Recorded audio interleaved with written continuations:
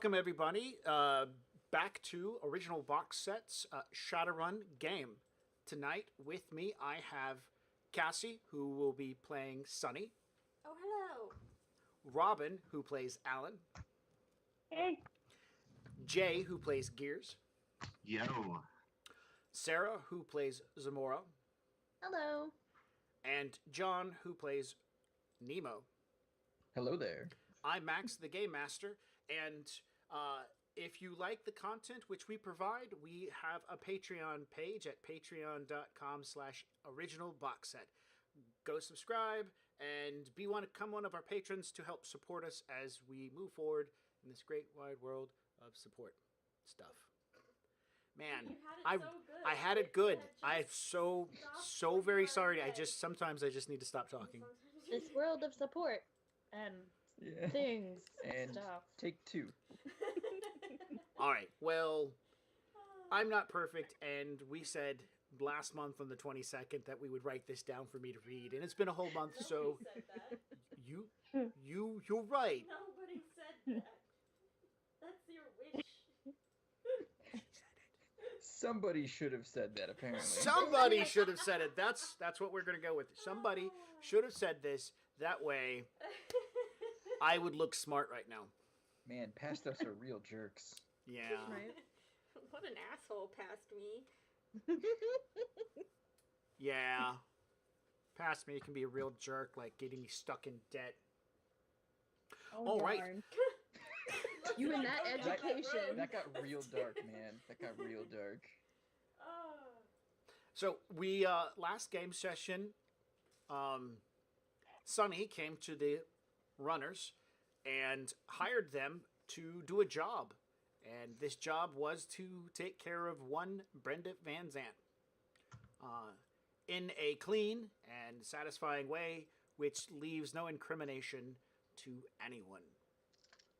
So the group has been made some negotiations with their fixer, or their fixer, and they got 50% up front. Bam, which is pretty good, and they're all really excited. And so everybody started to talk about near the end of the game session what could be possibly done, except for Gears, who started shopping.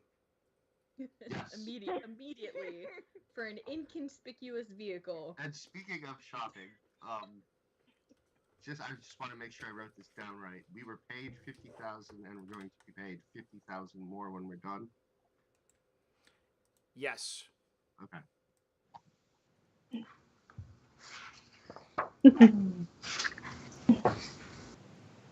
Can I shop now? Making some volume adjustments for some reason. There was some changes. Can we do a quick mic check from Jay? Mic check, check. 1, 2. You're good. John and Sarah.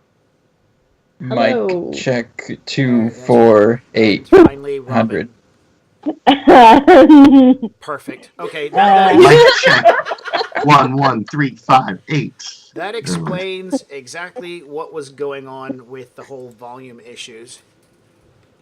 You can just say hello. Yes. So Hello, Death Striker 55. Welcome to the show. I figured out how to bring out the chat window. Actually, I didn't figure it out. I was told. So now I can see when people say stuff. I don't have to wait for a second hand. I'm more in control. yay. Are you though? You have the power!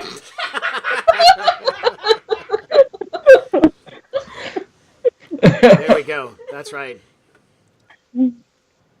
All right. So yes, Yeah.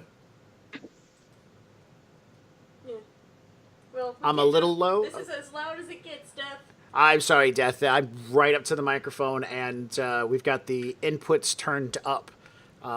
Definitely, Robin, though, was just yelling, so if you heard her loud and clear, that's because she was yelling.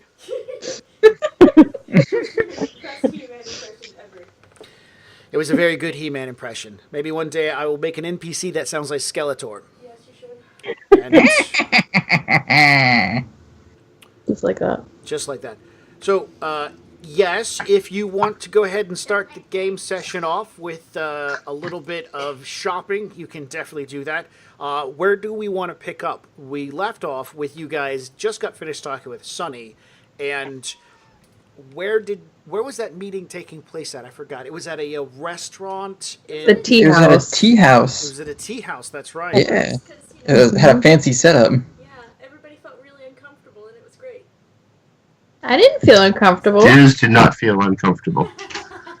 Oh, wonderful. I was He's gonna used to dress being up. awkward and out of place. Others may have felt awkward with the giant pig mohawk, but No, I Yes. think that Sunny's projecting on us. Yeah, maybe she, She was felt awkward. uncomfortable. She thought we were going to cause a scene. Yep. I was hoping it would cause a scene. That would be great. There's plenty of time. So, do we want to pick up right afterwards at the tea shop, or do you guys want to take some time? You know, because you got 50 grand to split Yes. between the four of you.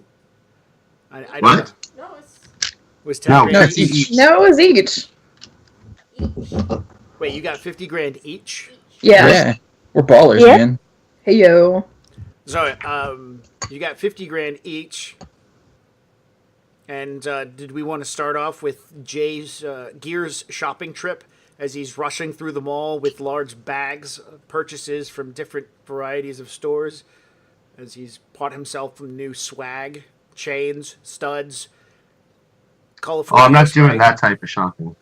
Dancing in the mall with security guards. What are we doing? We could start with me. All right. I'm ready to go. Then let's start with Gears. Out of character, how do I go about buying a? What was it? I just had it pulled up. GMC Bulldog. A GMC Bulldog. Let's see. Yes. It's a 50 some. No, I'm sorry. It wasn't GMC Bulldog. It's the Aries Roadmaster. It's a $52,000 off-road vehicle. Well, first thing we do is we check the availability, which says 8. 8. And then we do some availability rolls, which are easy to do. Because most of these things really aren't kept around on lot. They have to be pre-ordered or they get manufactured and then sent off. Damn, I may just have to steal it. Oh, darn.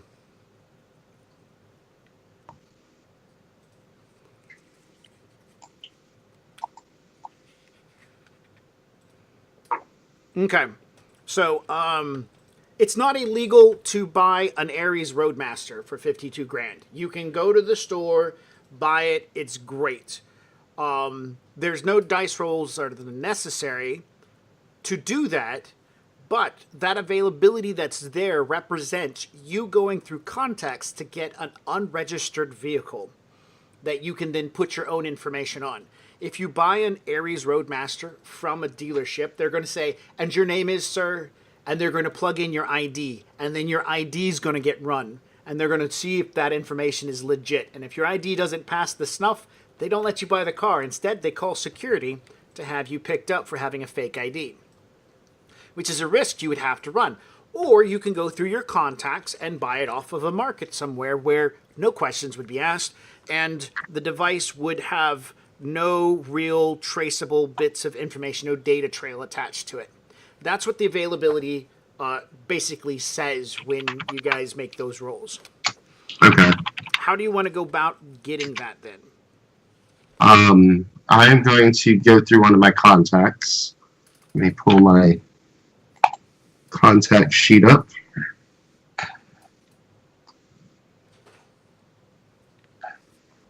Now, the other opportunity is for you particularly to go into a black market situation and start looking for this van. You know, you find a dealer somewhere. You use your streetwise knowledge of gangs. Find out if somebody's got one for sale. You do that. You personally do the legwork. If you rely upon your contacts are the one making dice rolls and stuff like that. Do you remember who the Phantom Dragon is? Yes. She had something to do with, I think it was a she, Yes. had something to do with vehicles. Yes. She's a rigger. Yes. There's a picture of her currently up on the Roll20 site down in the bottom right-hand corner. She's glaring at me from around the edge. Okay. I want to try to contact her and ask her if she would have any leads on someone that could find one for me. Actually, my first question was, did she give me her contact information? Because I don't remember. It was a while ago. She did. I remember that you were there when they were doing the swap. She gave contact information to Sunny, and she also gave contact information to you. And if I remember Because correctly, she liked my car, right? yeah, she really liked your car. She's like, hey, we should talk sometime and hang out. Well, then I'll go ahead and try to contact her and see if she wants to hang out. 1 second.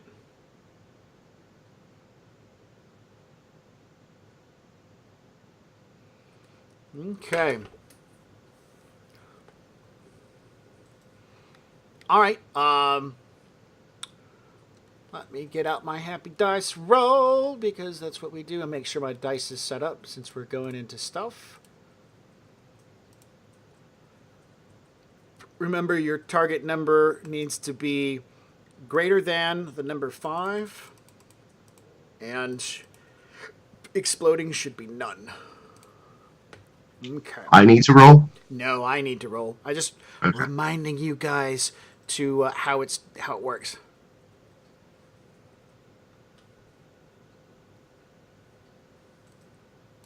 Which All right. image was there on the... Bottom right-hand side, the female orc with the very Okay. attractive snake-like eyes. Those are modifications she got to allow her to have better low light. So, anyways, you call, you get no answer, and that doesn't go to a voicemail. And after you hang up, a text message comes back from that exact same number that says, sorry, I'm driving. I will call you back later. I'll just text her back. I should have just texted her in the first place. I'll just text her, hey, this is Gears. Just wondering if you wanted to meet up sometime. Okay. It responds back with another visual text. Where are you at when you're doing this? Like on your little boxy Nokia piece of crap, typing away? Where are you at? Yeah. All right. Well, it comes back with a text message saying Gears ... question mark. I had the... I always forget what type of car it was. Camaro. Camaro, yeah. I had the blue Camaro that you liked. Text message come back saying pick or it didn't happen. Pick? Okay. Yeah, I'll send a pic of my car. Never mind. Yeah, I'll send a pic of my car. Okay. I'm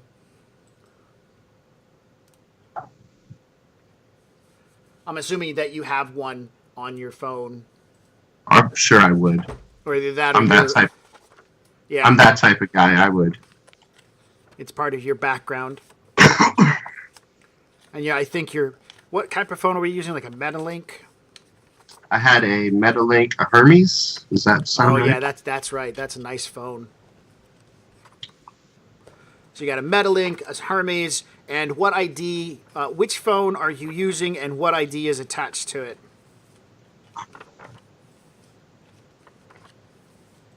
So what's the difference between the two?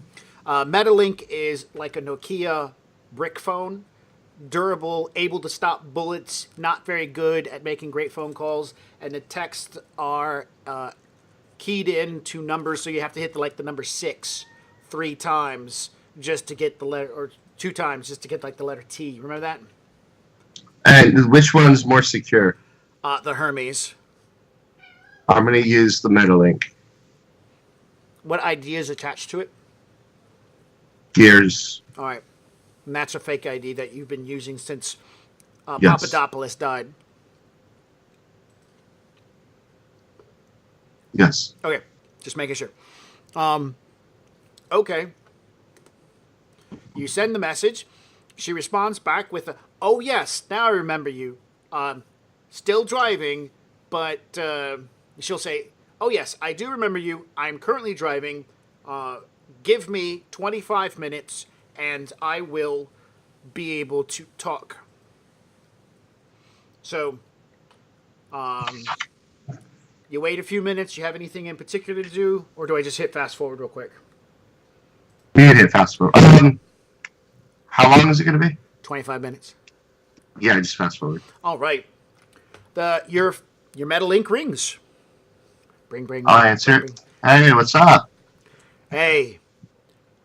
So, you're reaching out to me. Do you got work? Well,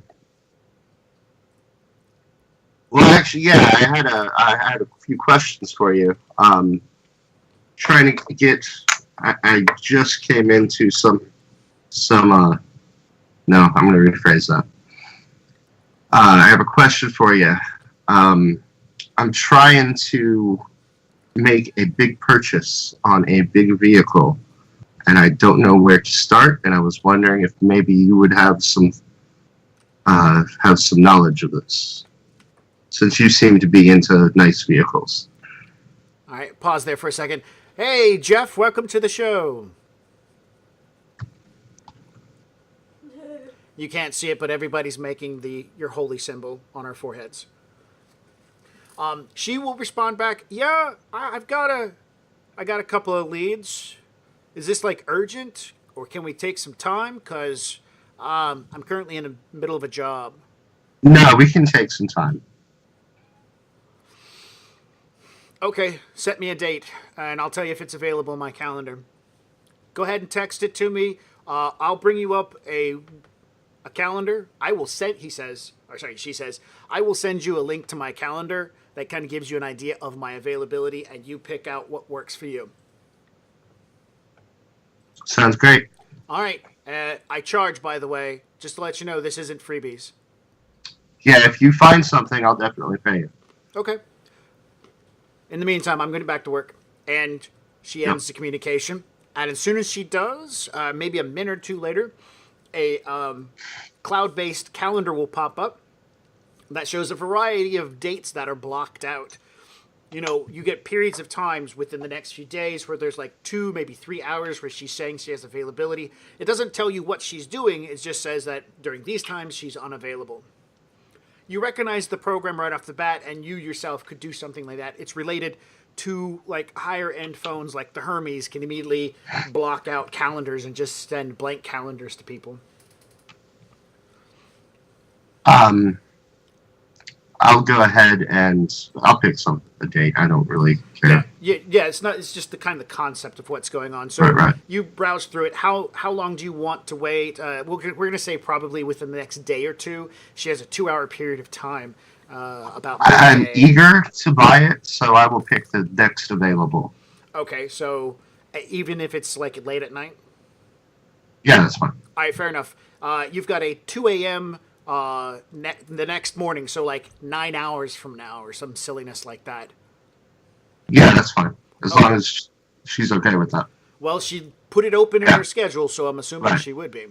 Right. You block that area in, and it immediately sends a message off to her, you assume, because within a minute or two, you get a message back, "Okay, see you there." Okay, she says, "Okay." Do you pick a location, or is this like general, "I'm available at this time"? Just a general, I'm available. She tells you, "Okay, meet me at the Lindy Bear Park at that time, and we'll talk, person to person." I'll text her back. Okay, I'll be there. All right. So now what? And then the other thing I want to buy 3 more fly spies, the same type. 3 more fly spies. Shopping. I'm assuming you also want to buy them illegitimately. Yeah. they have an availability of an 8 as well. So are you wanting to go into the black market hunting around, or do you want to get a contact to do that for you? I could probably go into the black market. I think I've got points in that. So black market is an availability test, which is an opposed test with your negotiations and your charisma versus the item's availability. So a fly spy has an availability of 8. So I would roll 8 dice versus your charisma, and I'll do that like 3 times. And you're rolling pretty much against each individual item. You said my charisma and my negotiations? Yes. And your And what about my black market pipelines? Is that an etiquette skill? Or a I knowledge don't know. skill? It's a knowledge skill. This allows you to make a dice roll as if it was a team-based effort to increase the number of dice you get, as well as increasing the limit by 1. So you'd make your knowledge test, which is your black markets, which is logic plus black markets. Logic plus black market. Yeah. So that's 9.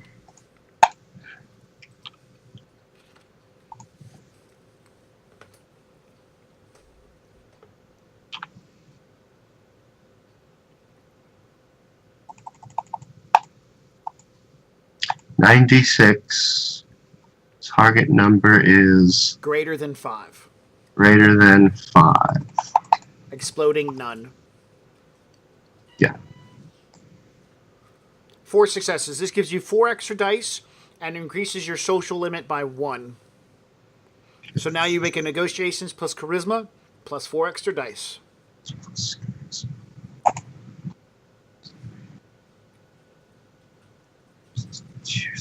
5 plus 4 extra dice. Yep. So that's 9 again. Mm-hmm.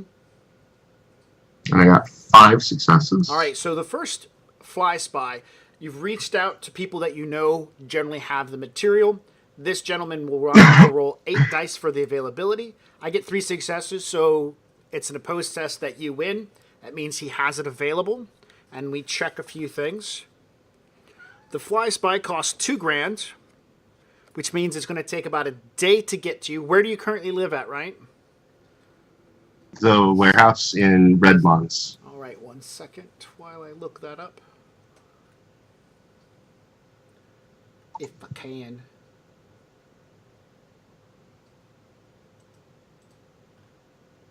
Oh, there it is. Nope, that's not it. There it is. It has no icon. That's why I couldn't find it. Shadowrun. Main homepage. I've got the information listed on my homepage.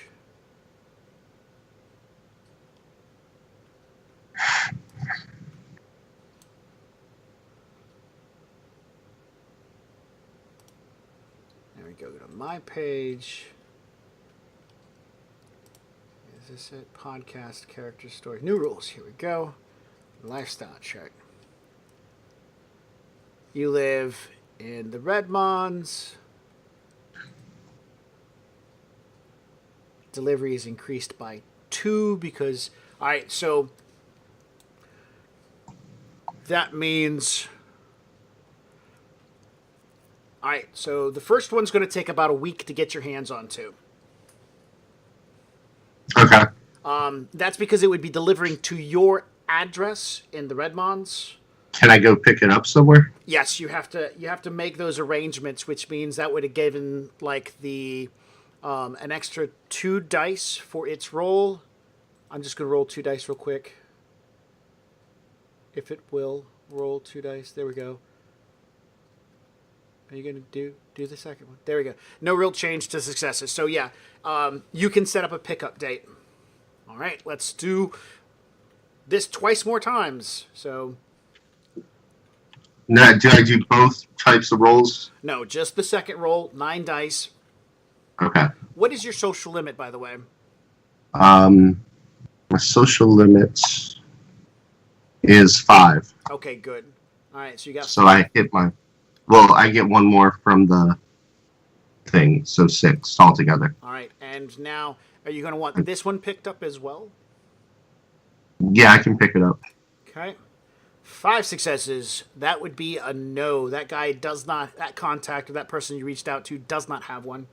And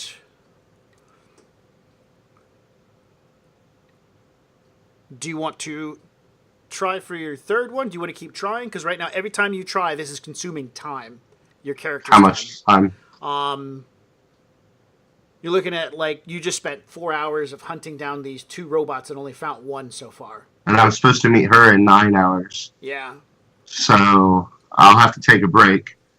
We can do this roll after I get my stuff. Or we can do it now and then say that it's after I meet with her. Sure, With let's do Phantom. that. That's good. Right. Go ahead. Oh my goodness. All right. You Is that a... glitched. No, I didn't. No, you failed. All right. Yeah. So we're going to have to say that this is done beforehand because you still have the hour wise. We're going to put you at this point in time. You've reached out to a gentleman in Tacoma. Hey, this is what I'm interested in. He said, yeah, I've got stuff down here. Come take a look what I've got. How are you out and about driving in the Seattle rain? What vehicle are you using? I'm in my Camaro. Okay. 1 second, I gotta find. There it is. 1 dice. 6. Next dice. 1. You drive down to Tacoma to meet up with this gentleman by the name of Alonzo Boyce. Gets you dragged through the streets of Seattle during a dirty sleet and crud day. The streets are filled with mush and slush. You pull into the parking lot of a PM camper grounds. There are several RVs, home buildings and stuff like that. Next to it is a dilapidated Quickie Mart and parking lot. In it, you see a Taurus, which is what a Ford Taurus is what this guy Alonzo, which you assume is a fake name, was gonna hook you up with. Yeah, dude, I got drones. So as you pull into the PM campgrounds, you can see the Taurus that he told you, a gold Taurus, and that's where you'll meet me. He'll be parked outside of the abandoned... I just said it, didn't I? Yeah. Suffer Shack. Anyways, make a perception check.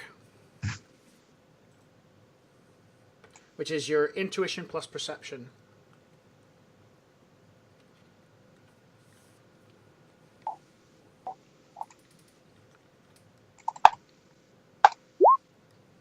Two successes. Okay. Alright, now I need you to roll me 8 dice.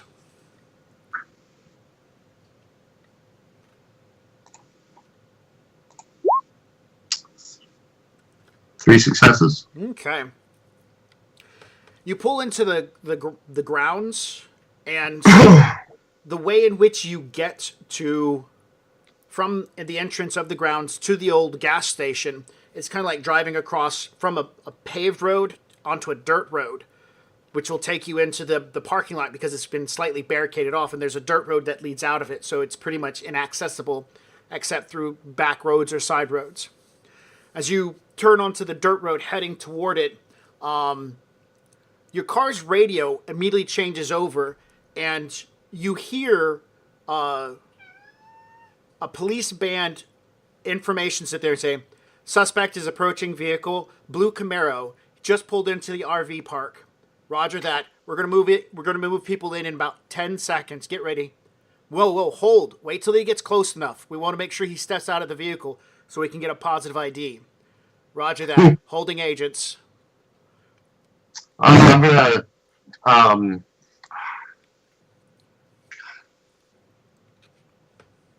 gonna subtly turn in somewhere else and then turn back out and drive away. Okay.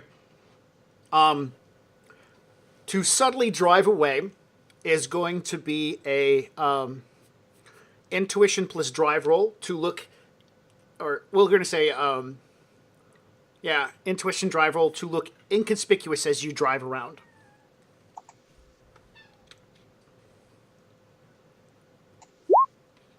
Two successes. Okay. As you pull into another part of the park and continue to drive away, the radio chatter continues to say, target vehicle has turned. This might not be the guy. And another voice responds, he was heading right here a minute ago. His actions didn't change until voice chatter kicked up. Check to see if this line is secure.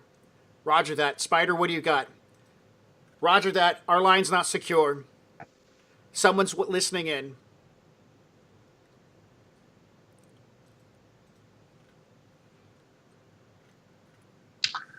So the area I have, is there the area I'm in, is there like a convenience store or something like that close by? No, not one that's active. You're driving into an RV park.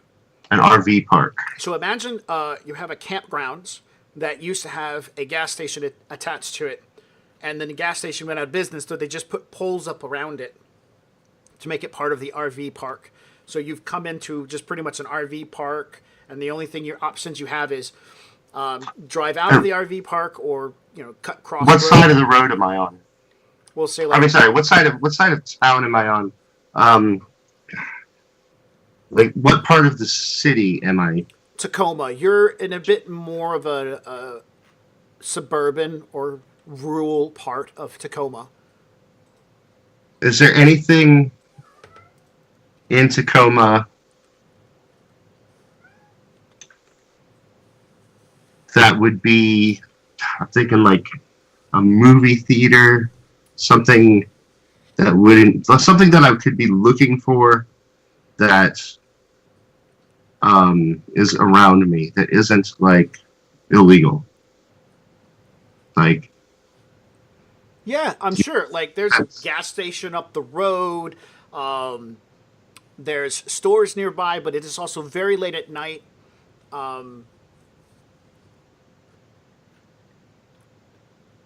what kind of stores? Name a gas station. Not a gas station. Is there like a store? Like a Walmart or? Yeah, there's an. Hang on 1 second. I'll look something up. Because they have a listing of stores near the front of the book. Let's just use the names they give us, right? Or is there any bars? Is there any? That's yeah, hell yeah. There's got to be a bar nearby. Like a nightclub kind of. That would be that's it. Okay, so you want to, so you quickly Google search a nearby bar. Right? Is that what we're getting at? Yeah, or a nightclub. Okay. So you Google yourself a bar. I'm going to put a little marker here so I can come back to this later if I need to. And the radio chatter says, as you're Googling this bar, the spider, like I said, yes, someone's tapped the line. I'm honing in on it right now. Changing frequencies. Follow on to next secure line via protocol. And that's what you hear. And then I'm going to tell Tracy. Oh, I'm sorry. I'm going to tell Tracy to immediately disconnect the connection. Okay. She does. She gives confirmation via signals on the dashboard. She can talk, remember? Yes. And then I'm going to pull into the nearest, or that empty convenience store that you were talking about. I'm going to pull in there and just sit there. All right. There's a gentleman, tall, black man, standing next to a Ford Taurus. He is definitely dressed as the part of a shadier looking individual. He looks a bit ragged upon first glance. And as you pull in and stop, he's going to kind of stand near his car and then start walking over towards yours. Was this the guy? Was this where I was supposed to meet the person? Yes, this is the person you were probably supposed to meet, or at least the location. Oh, then I don't want to pull in there. Okay, then. Sorry, I was confused. So you just want to keep traveling around the RV park? No, I want to leave the RV park and like. Once I get past that convenience store or whatever I was supposed to turn in, Yes. maybe pull over the side of the road and just sit there.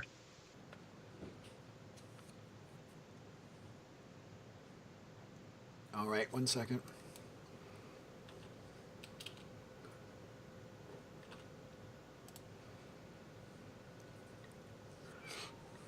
All right.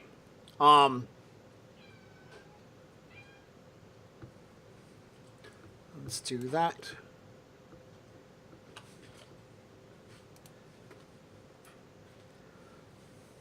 You pull the car over to the side of the road, and your distance, I'm assuming a distance down from your meet spot with the guy who's going to give you unmarked drones. And how long do you intend to sit there? Casually. For a little while. As I'm sitting there, I looked up for this bar or whatever that I looked up. I'm going to tell Tracy to do a search for the bar and get the directions. Done. She's finished with that.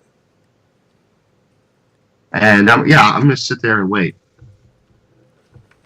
Next to the street outside where you were supposed to meet the dude? No, look further down. All right, so you've moved further down. Tracy's going to do something because she's proactive. All right. Tracy comes up and tells you that a silent running drone has now entered the airspace near and above the vehicle.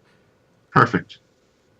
So there is a drone, a police drone nearby. Yeah, that's fine. All right, so I'm going to those words is exactly what I'm going to say to Tracy. When she says that and she sounds all worried, I'm going to say, perfect. This will work out. All right, so what do you want to do? And I'm going to sit there and pretend like I'm lost. I'm like looking through my phone. Where the fuck is this place, you know? Okay. The drone hovers in place for a while, so if you're going to pretend this way, make me a charisma plus acting, or charisma plus it's acting. Charisma plus acting. Yes, because you're trying to pretend that you're working on your phone. I'm going to give you probably an extra dice to work with because you're really into it. You know what, you've got a good setup for how you're going to fake these cops out to make. Can I use negotiations? No. No. Do you not have How about acting? sneaking? No. All right, No, so do a okay. charisma at default. Yeah. That's all I got. Oh! All right. So that's a glitch. Yes, that is. You nervously play with your phone for a minute or two. The drone hovers around, and at some point, the drone will now hover over your vehicle and become unstealthed as it turns on its red and blue flashing lights. Bloop, bloop, bloop, bloop, bloop. A voice comes over your radio, which Tracy lets through, says, your vehicle is illegally parked. Please remain where you are at as a ground unit is on way to location. I'll sit there. All right. After a couple of minutes, a large SUV pulls up behind with flashing lights. Another 10 minutes or so, an officer steps out. Let's see, you're in Tacoma. So that's, I do believe, Knight Errant. Let's check real quick. Yep. Yes, because that's what my contacts are. Oh, no, it's not Knight Errant. It's, Yeah. It's Lone Star. Lone Star. It's not Lone Star. Hang on. Kagami Securities. So a cop steps out and begins walking through the drift of flurries up to the edge of your car. Yeah, I'll just sit there. Death, there is an actual skill for acting. So you walk up, the police officer walks up to the edge of your car, and he gives a tap on the window. I'll lower the window. Now, you are parked on the side of the street in a non-painted zone. So as far as you know, this is legitimate, right? Yeah, but now my car's not turned off. It's still running. Right. So I'm not parked. I'm standing. All right. The I'll say, how can I help you, officer? The pale-faced Caucasian human looks in. A small drone hovers nearby his head and starts shining light into your car. He says, our drone identified that you were parked in a no parking zone, and he kind of shines around. And to what you see is there is a sign nearby that says, tow truck zone. You did not see it in the darkness of the rain and the slush, i.e. you made a critical failure. And so the cops showed up, and now and so now we're here. Is there everything okay? Yeah, everything's okay. Actually, I'm a little bit lost. I don't know if maybe you could help me. With what? Well, I'm trying to find this place, and I'll give him the name of the bar that I'm looking for. He will hold out, he says, do you have AR running? Yeah. He will hold his hand out, and you see a digital image appear above his hand. This cop's got some pretty high-tech looking stuff as, you know, this icon appears and begins folding out on a map. You're here, and this place is right over here. You're just a few blocks off. Do you live in this area? No, I'm just, I came to hang out with some friends, and that's why I'm lost, because I don't know the area. The police officer is going to make an intelligence roll, a logic roll with some area knowledge. He didn't pass because your car is a much older model. He begins looking over. I've never seen a car like this. This is kind of old. Yeah, she's old. She's very old. Doesn't have street identification in it or anything? Well, I have a tag, and I have paperwork on it. Oh, I'm sorry. I was talking about like an app or something that lets you know where you're at. Oh, yeah, I'm working. Yeah, but she's a little rusty. I don't know. He begins looking a around. little. Man, what is that thing sticking out of the hood? Because he's now looking at the large... The motor? The motor, yeah. The part of the intake that sticks out of the hood. That's called an engine, sir. He's just... You can realize that he's not that young, but at the same time, he's not that car savvy. He's just like, I have never seen a car like that. How long have you had her? Quite a while. I pretty much put her together myself. Look, I'm just gonna say, whoever your friends are, you must really trust them to be going to that bar this late at night with this car.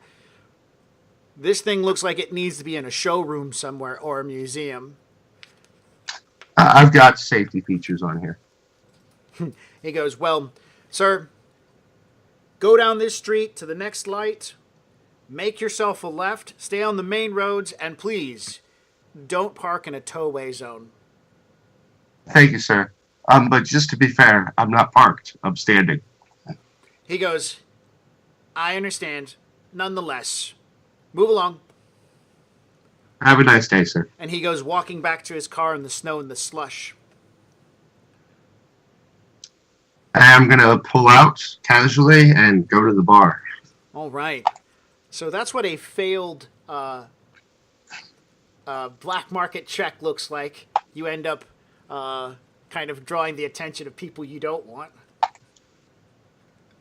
So, yeah, that was fun. Yeah.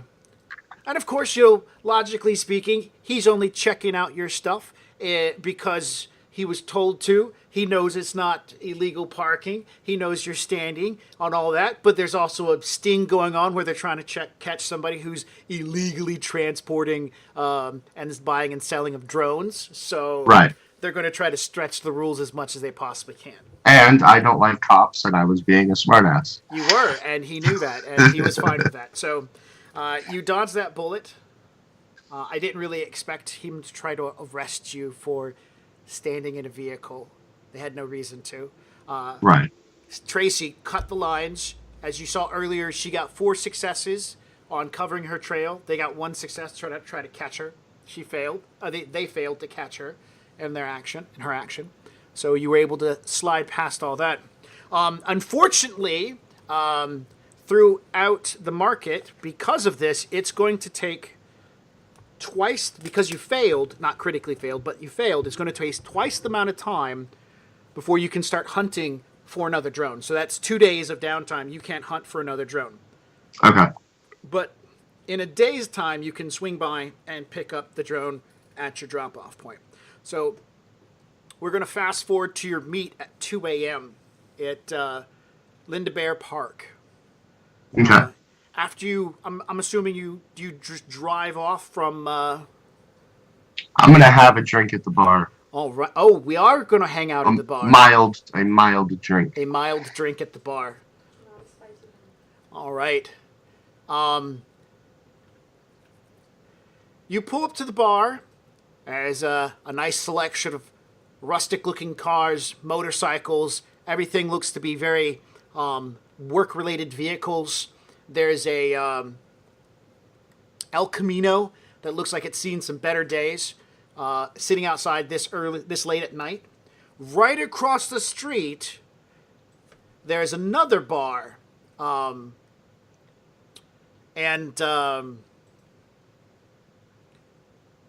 trying to think of a good name for it. Let me see. I'll just make one up here real quick.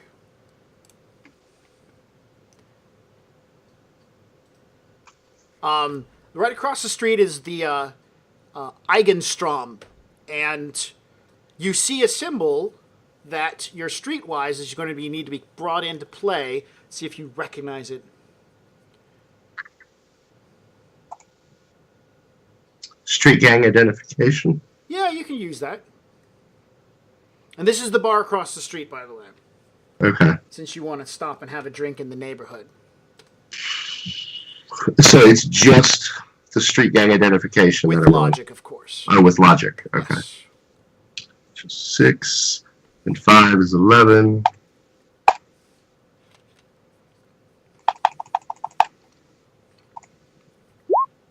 Three successes. Ingstrom has a symbol outside that is very signature of the Humanis Poly Club.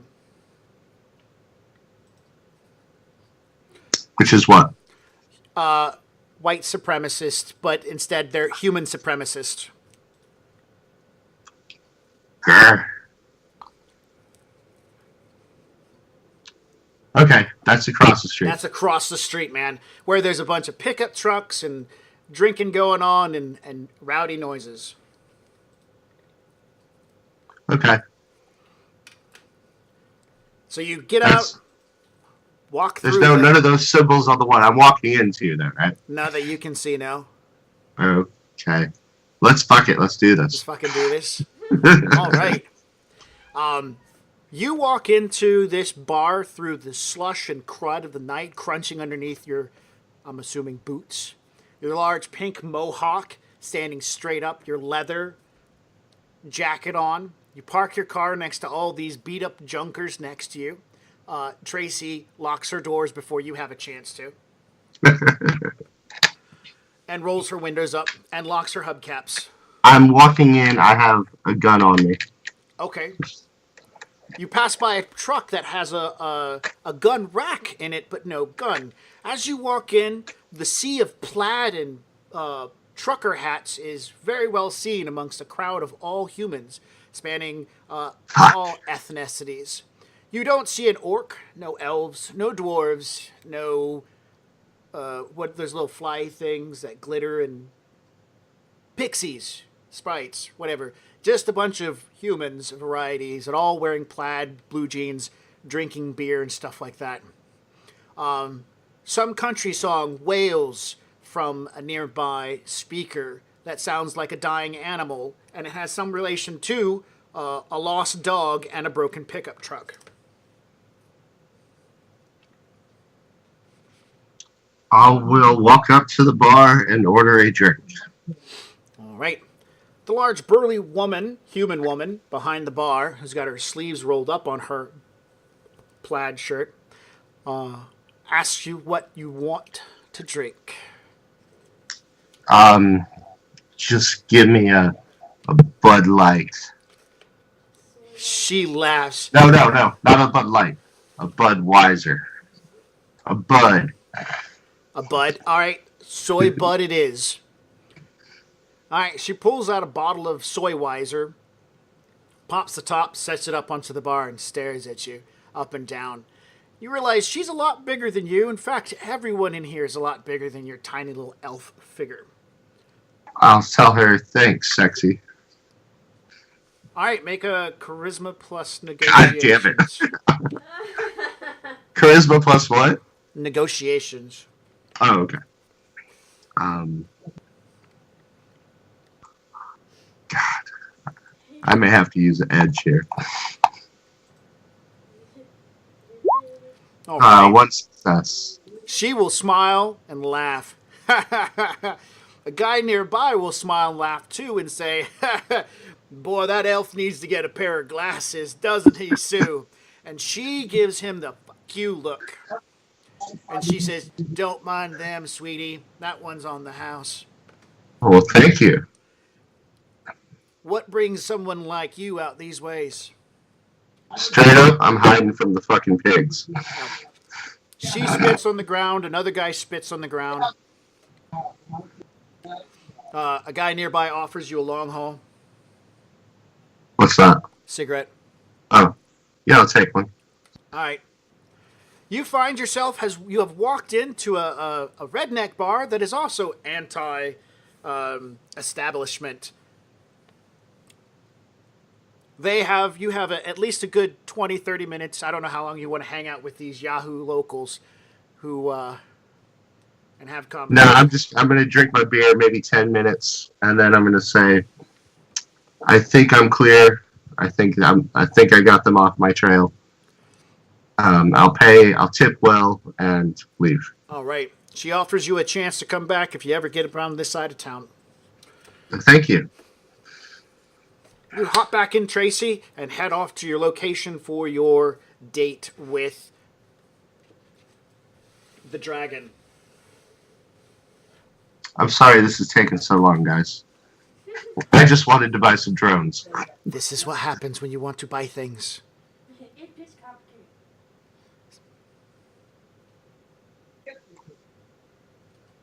All right, so you find the address. It happens to be an old warehouse district. Buildings. It's not like a park, but it's just called a park. It is a rundown industrial park on the other side of town up in Everett, near the northern edges of the UCAS territory. Hey, hi, Eric. Eric's joined us. Eric DeMage. He made the awesome caw NPC, by the way. He did make the awesome caw. Caw is pretty cool. I can't wait for us to have another chance to use her. All right. You arrive at this rundown industrial park, and within about 10 minutes of your meetup time, motorcycle pulls up, stops, she gets off, and stands next to it. Walks up to your car, actually. Yeah, she'll walk up to your car. I'll open the door. All right. If she's in the way, I'll roll the window down and. No, she's not. She's going to stand like in front of the car. She's, Okay. you I'll get out. she'll look you up and down. Give her a nod. We may need to move away from any electronics or something. I just had to lose the police a little while ago, and I don't know if they're still on me or not. She will stop, put her hands onto her hips, like, God damn it. I know. All right. She'll pull out a white noise generator and attach it, play with it, and then walk a distance away from your car. I'll follow her. All right, so what do you want? I'm looking to buy a very large vehicle, very expensive vehicle, the Ares Roadmaster. That's a good choice. I have no idea where to. I mean, I don't want to go to the dealership and buy one. but I have no idea where to start looking on the streets for one. Right. Look, I'm not going to do your running around, so how about this? You pay me $1,000, I'll give you a name, we separate, you take care of your problems your own way, and that way we're not in the same place for too long, and nobody can ask questions. Yeah, that's perfect. Great. By the way, who was it? Was it Knight Errant? Lone Star? No, the Amagamuchi. I don't remember what you said. I know it was Asian. She's staring at you for a minute. Kamaguchi Securities. Yeah, something like that. Yeah. Your green showing. Yeah. She holds out a cred stick. I'll pay her. All right. She'll text your Metalink a name, an address, a phone number, an email. Okay. It says Mr. Middleman. Okay. Oh, actually, yeah, it's fine. It's fine. All right. So Excellent. Thank you. I can help you with other things, but cars not really my specialty. But this guy's good. He knows people. He can get stuff moved. Excellent. You need something a bit more high tech, something that like a drone. I can head you in the right direction. I know people for that too, but it'll cost you. I do need some drones. All right. Like what kind? I just need to get 2 little MC fly spies. Untraceable? Yeah. Sure. Yeah, I've got those. Excellent. I should have come to you first. She shrugs. You didn't know. Look, I don't have them on me. You pay Certainly. me now, and we'll hook up later, and I'll get them to you. How later? Give me like 2 days. 2 days. How much? You give me $2,000 now, and $2,000 when we meet back up, and I'll have you 2 of them. So I've paid you. I'll be paying you $5,000 altogether. Actually, yeah, she wants to get. Yeah, she'll probably want to get paid herself. So I'm assuming. Yeah, we'll just say that works. That works. No, I mean I'm not gonna. You said $2,000 now, $2,000 later, right? Right. Yeah, that's the deal. I just met you. I'll send you a message on where to meet and when, and then Okay. we'll make the exchange later. Sounds great. We can do that. So she takes the $3,000, walks back over to her motorcycle. Didn't you say you wanted to check out the car? She stopped. Yeah, but you're hot right now, and not in a good way. Absolutely right. And she mounts up onto Absolutely her right. motorcycle without doing anything. It starts to drive off as she's putting on her helmet. Okay, I'll get in my car and go. All right. Some extra dodging around before you make your way back to the sprawl to go hide from the cops.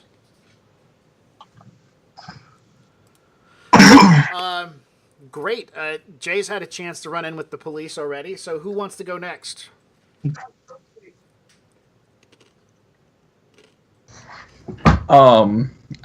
Nemo can go next. Yeah, you gotta work on growing that mustache. I'm trying real hard. That's the hardest job in the world. Yep.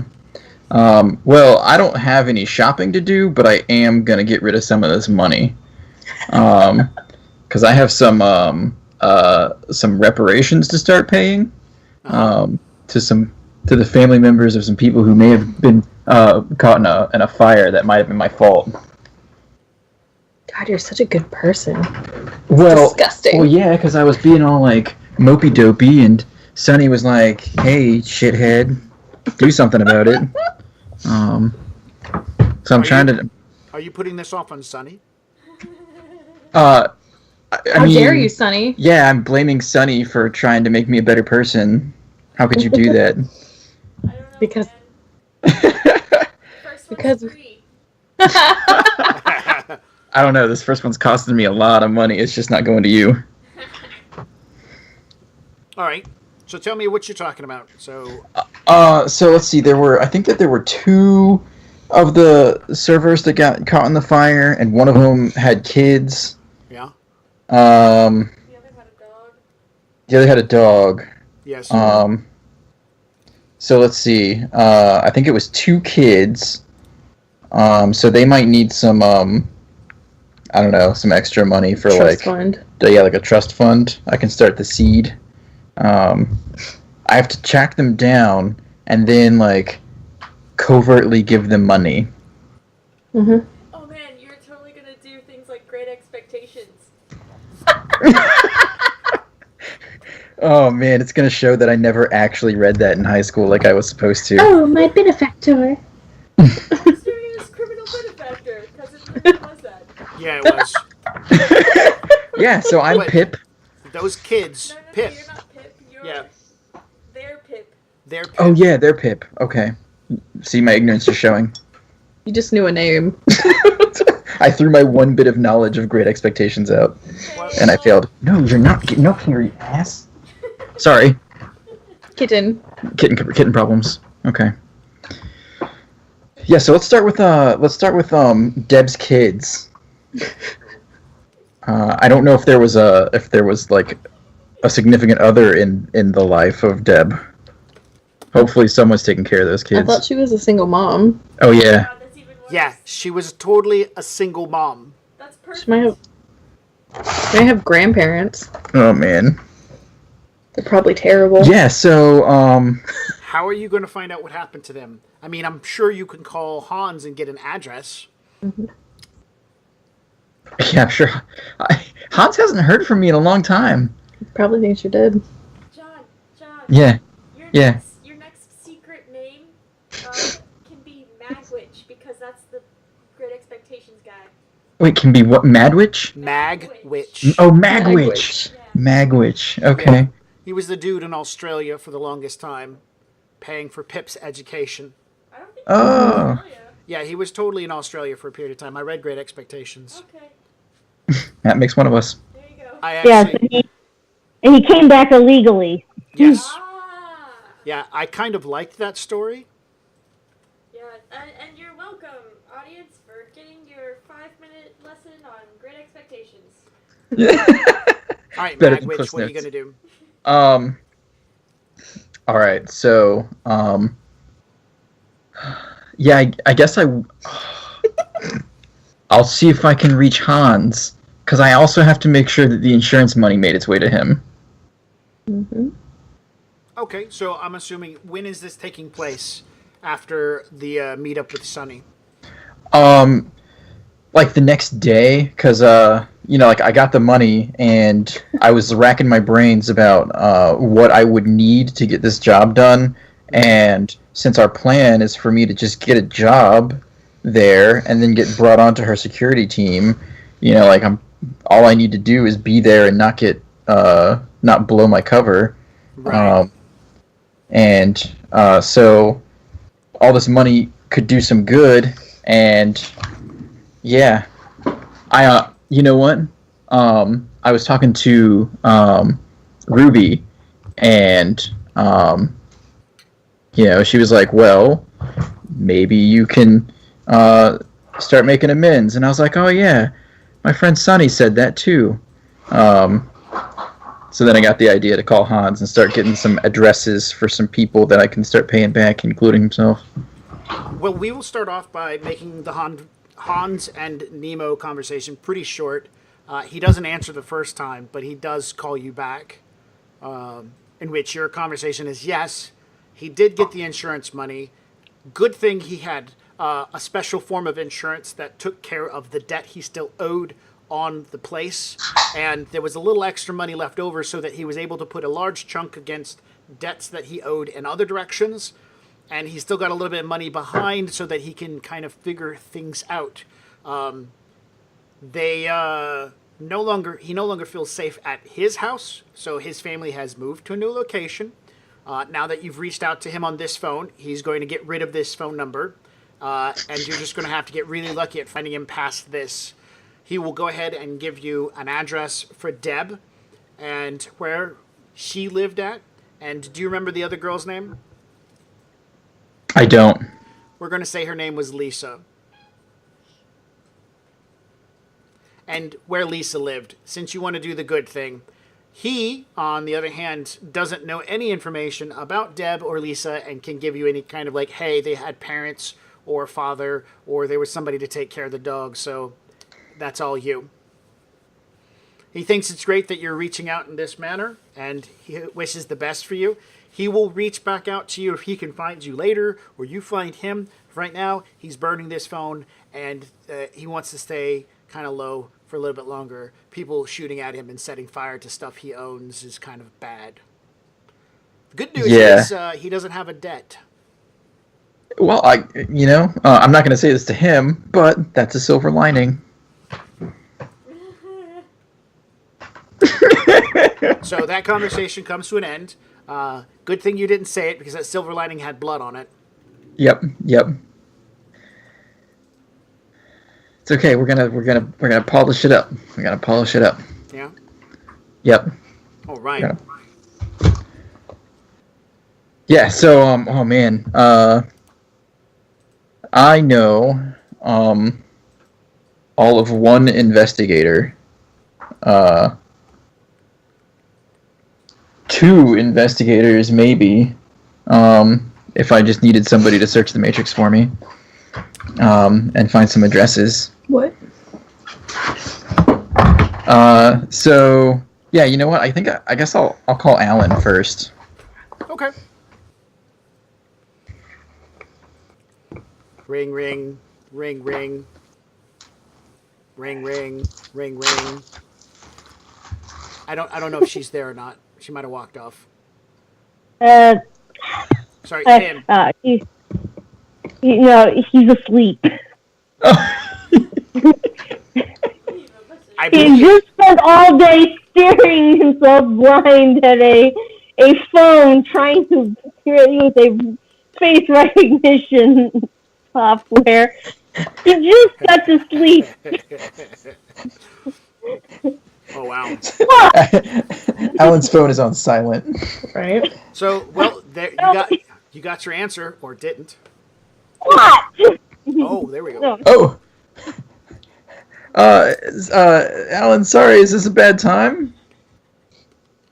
Oh, it's you. Give me 30 minutes. Hang up. Doesn't wait for an answer. Give me 30 minutes. Click. All right. 30 minutes later. Yeah, I'll call back. I'll give him 40 minutes. Good. Wait. Ring, ring. Ring, Hello. ring. Hey, Alan, sorry I bothered you last time. What do you need? What do you need? Well, I need to. I'm looking for some information on the whereabouts of some relatives of some people that didn't make it through that fire. Oh. Send me the names and do you have the past addresses? Yeah, I've got the addresses. I don't have like family relations or anything, and but I'll send you what I've got. Yeah, place to start at least. All right, and I owe you one. 1,500. Woo! Because he knows you've got money. All right, yeah. Do you need it up front or do you want it after?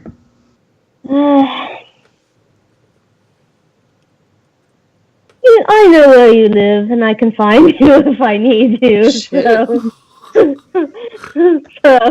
well, he knows Alan can find him where if he needs you. So, Magic. Yeah, no, I definitely know Alan can find me even when I'm hiding. So, right, I'll send over the details.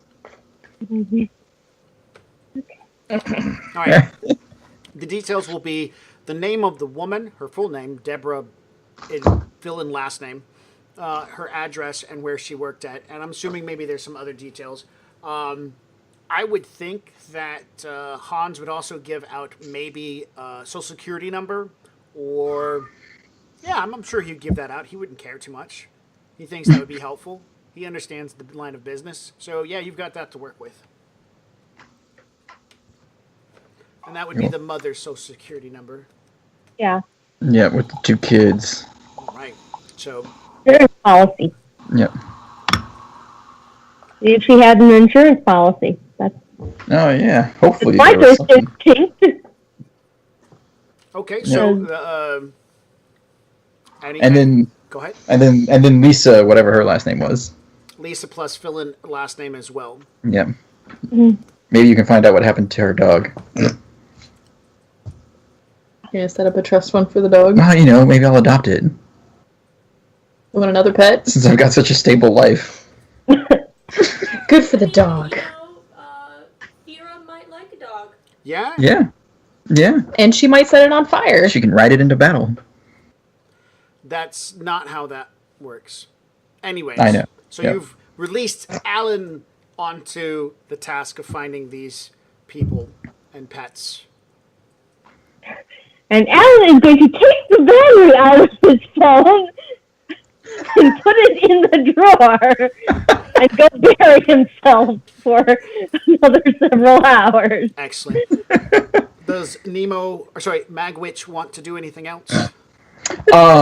He's gonna do some research on what mustache style is best for his face shape. Okay. I do. The thin one, or the Fu Man, or like a full walrus. Okay. Yeah, so you're doing research on your do you have computer skill?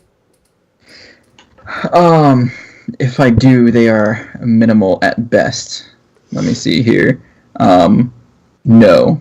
So it's just going to be a logic at default, and those successes you get will apply to your performance skill when you do finally get your disguise worked up. So I would definitely work toward this.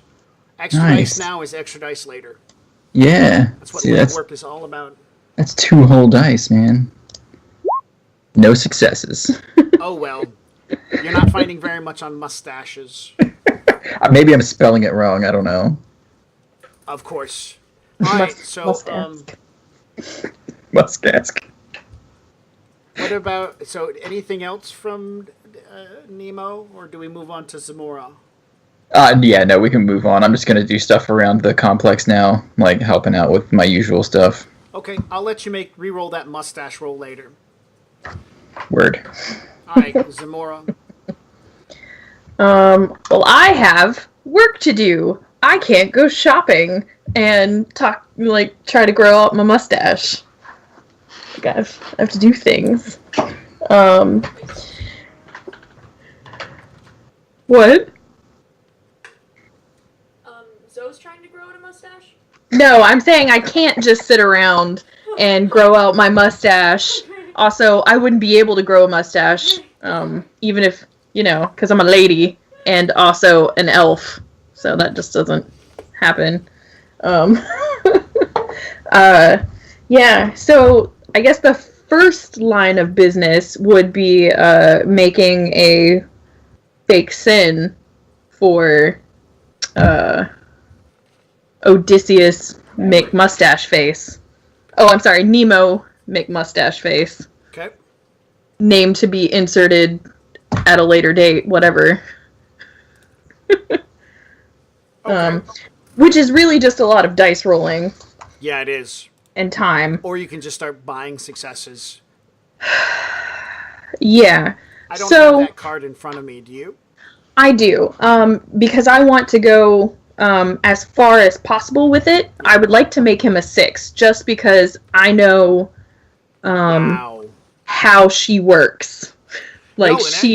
putting a 6 out there for a fake ID, that's going to take time and be awesome because it's going to be very, if some level of high scrutiny hits it, it's just going to be like, Exactly. there's DNA. We got Yeah. DNA on file. I want it to be as perfect as possible. And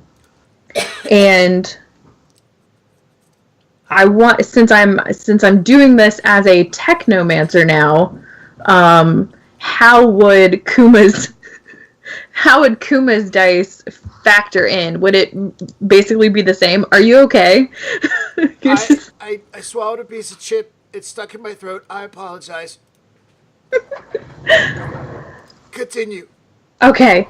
I just need to know how we would factor in Kuma's dice. If he would still be able to run a diagnostic to help me, or if it would be something else. Kuma's dice can act as a teammate, giving you teammate assistance, or Kuma can do a diagnostic and work from the other side of your deck. You still run into the problem that Kuma can only do a diagnostic to help your deck work better, and Right. That won't help your creativity when you're doing all these dice rolls. Okay. Could you bring me my bottle of wine? Let's look and see. Because he has computer skills. Yes. And he has hardware skills and electronic warfare.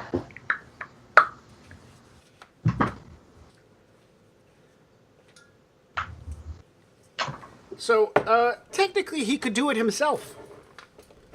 That's true, but I would honestly just like him to help me. I think we'd be able to get through relatively quickly. Because it's just, to get a 6 on a new sin would be a 30. No, remember you got to build the 1, then the 2, the 3, the 4, the 5, then the 6. You got to build all the previous bits. You can't just... Oh. Yeah. That's why it's a... Oh, Lord. over a period of time. Okay. Hey, here's the most important thing. You could dictate him out other jobs.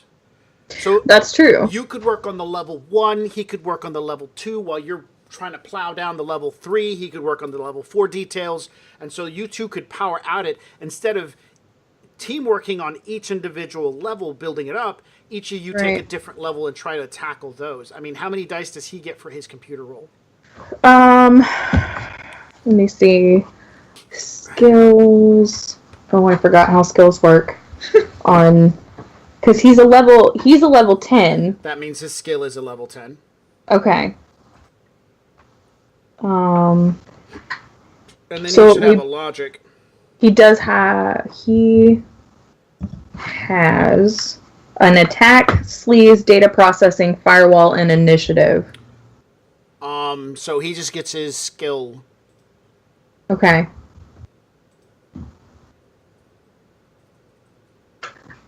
Okay. So it would just be... Because it's a logic plus skill, he doesn't... I mean, I guess... I mean, I could check real quick, but I don't think as a sprite he has a logic attribute. If anyone in our audience knows better, because, let me know. That'd be the time.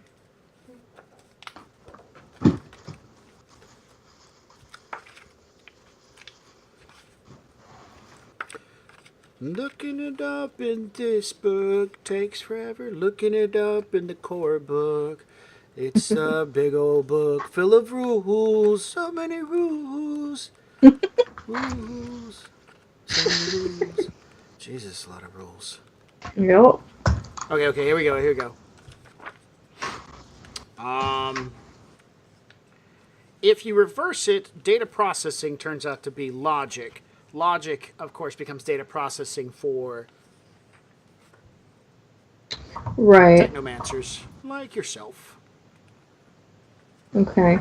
So, I mean, then his data processing would be 13.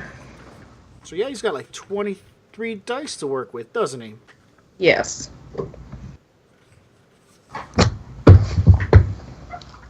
Oh, you know what, Eric? You're so right. I should do that just so I could just click the button, type in search, and I have a penchant for wanting purely having a book in hand so I can touch it.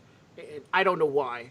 Maybe it's because I've been doing this for so long. The books feel more comfortable than reading through PDFs. But you are right. A search function would be better, and it would make more sense. We're playing Shadowrun. We should probably be doing computers. GM Max failed his computer roll by using a book. I did.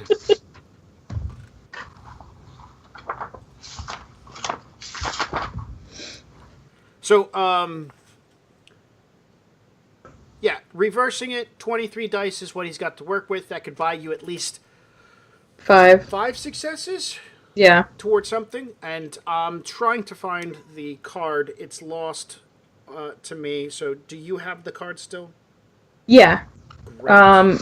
1 is 12, 2 is 18. It's on Slack, by the way.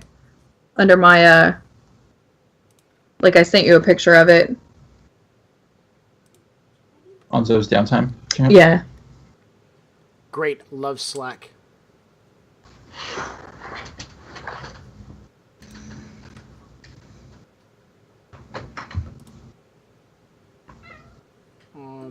Yeah, there it is. Aha! Good deal. So, and you're doing a sin, a fake sin. Yeah. All right, so 12. So if he doesn't roll, it's going to take him, and what was the threshold time on that? 8 hours. Yeah, every. So if he doesn't roll, that's 3 times 8 hours. It's going to take him 24 hours to make a level 1 sin just by chopping at the block and putting out that data and getting it into databases and sending it out and logging onto websites and making a bunch of fake crap up.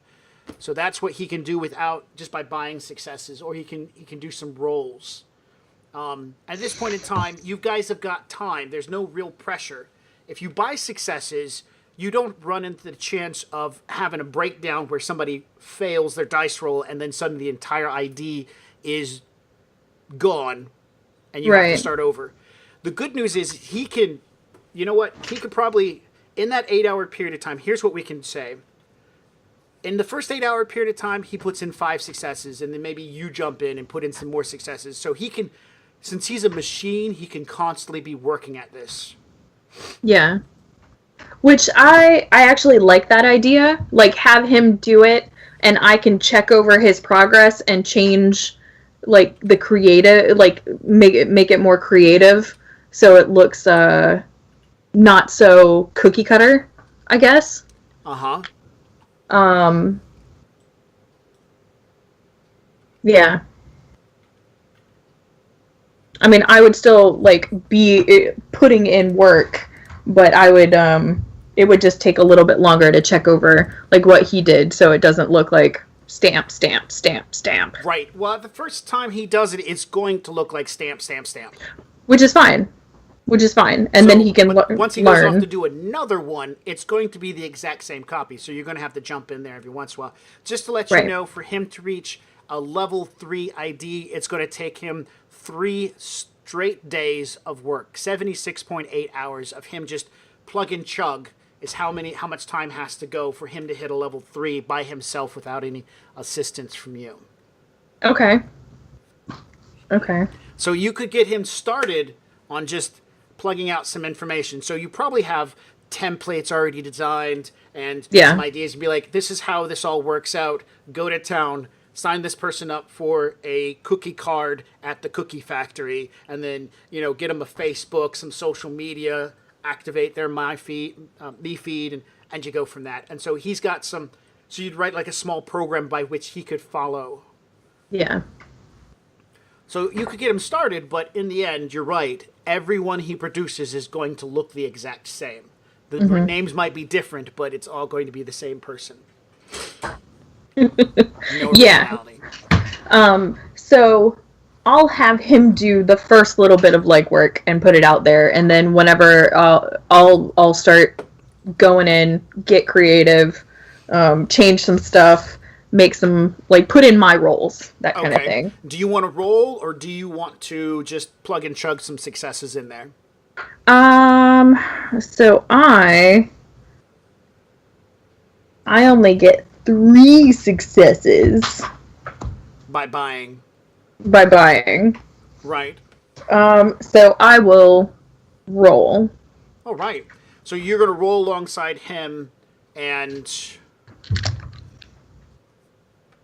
that's a total. By the way, at this point for a level 3, that's a total of 9 dice rolls. Sorry, 10 dice rolls.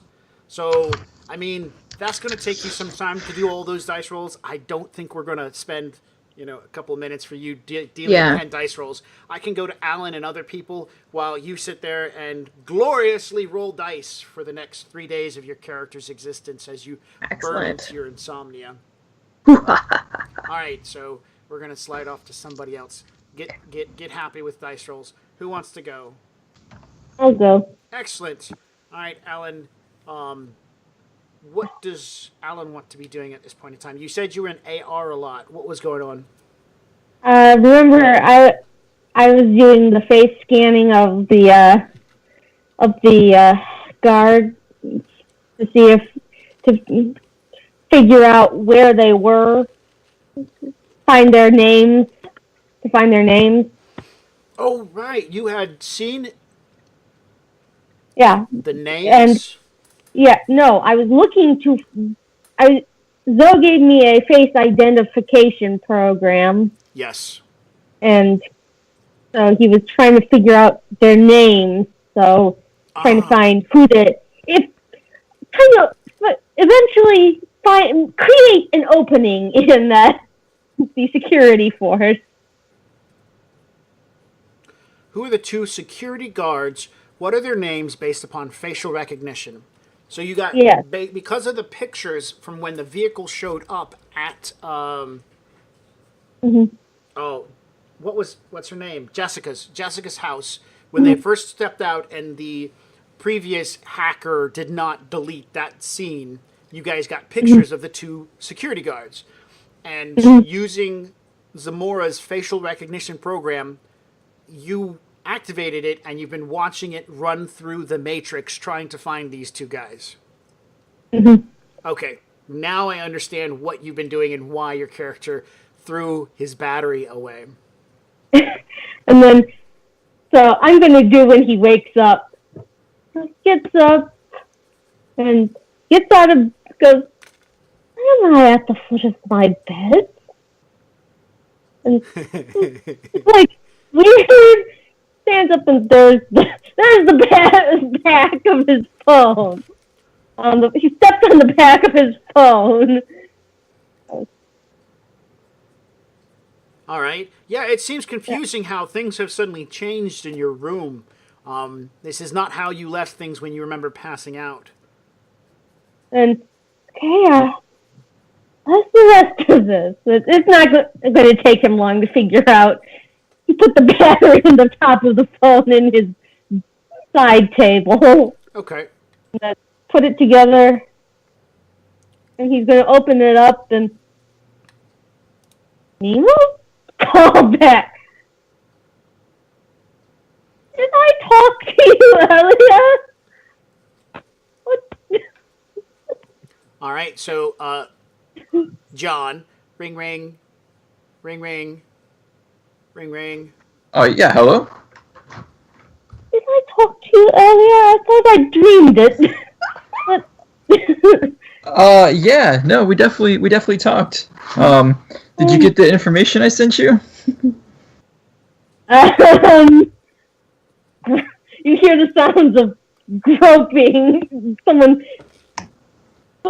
looking around the room, and then, phone. Yes, I got the information you sent. Please disregard anything I said. I might have said I don't sleep particularly well after 12 hours of AR. No, it's okay. It's draining on anyone. Right.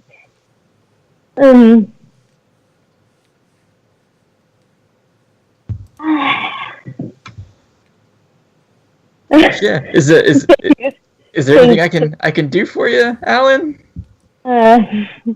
Oh, hey, maybe you can give me some mustache suggestions. I've never never bothered to grow any facial hair, and I've been searching the Matrix trying to find the right one for my face shape, but what shape would you say my face is? Is it round, or do I have a square jaw? I don't. What do you think? My mirrors are all dirty over here. At this point, Alan's just staring at his phone like, am I still asleep? This conversation.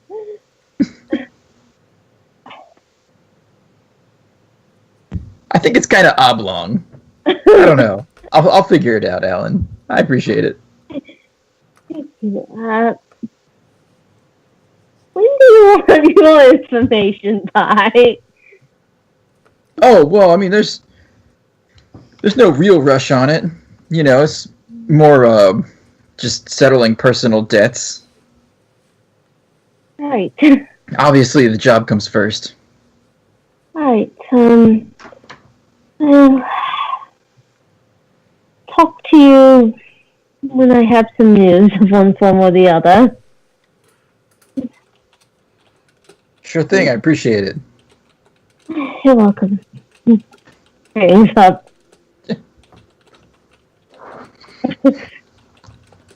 Right. Let's just go.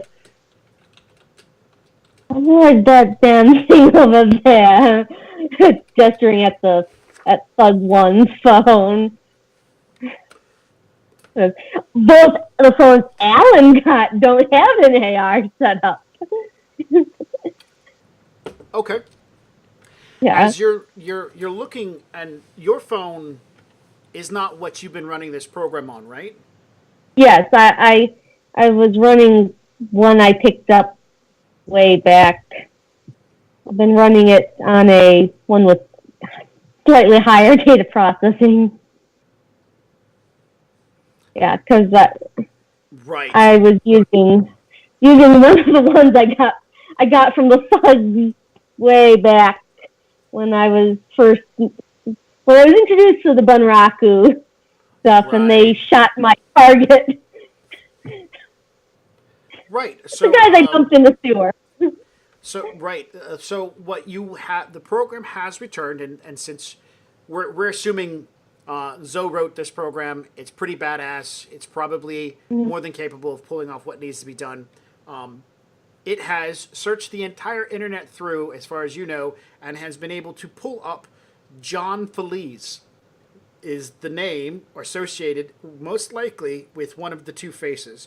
It's still searching the other face out, but one of the two men have been identified, John Feliz.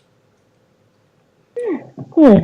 I'll let it go. Let it go a little further without my input. And flip the coin. Odds or evens? I'm going to roll. And I'm going to roll a die. Odds or evens? Odds I do Nemo's research first. Evens I do research on Philippe. Okay.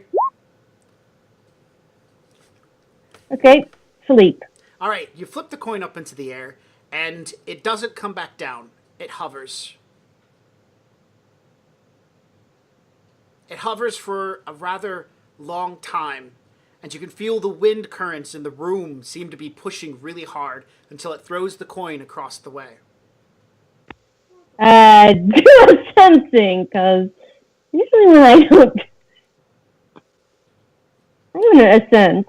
All right, there is an air spirit in the room for just a moment. A very rather familiar spirit that's mentored and walked with you many a times. Hello? What do you need? It sees that you're playing with the coin, and the air spirit will tell you that the world moves in strange ways here, and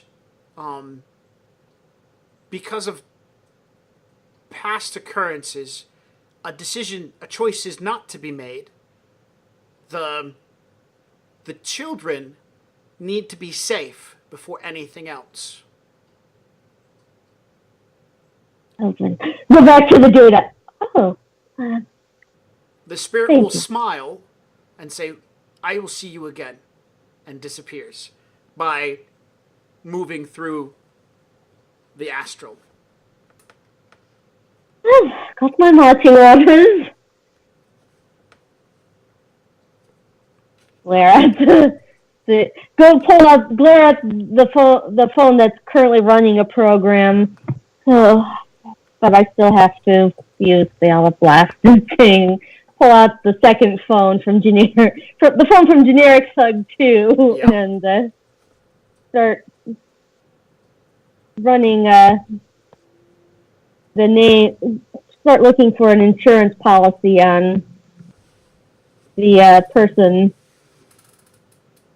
All right, so you're going to be looking at an insurance policy for Deborah, insert last name. Yeah. Let's go ahead and just make this easier on ourselves. We give it Jones. Deborah Jones. Deborah Jones. Yeah. Okay. It doesn't take you long with her social security and the information you have, you can go ahead, we'll just kind of like slide past this and say that, yeah, it's not hard with the social security, her name, and a lot of information before you were able to track down insurance information related to her. Actually, no, wait, that sounds terrible. How are you going to do that with just nothing to work with? I take that back. You've got to try to kind of give me an understanding of how you're going to find this Deborah other than just putting her name out on the internet.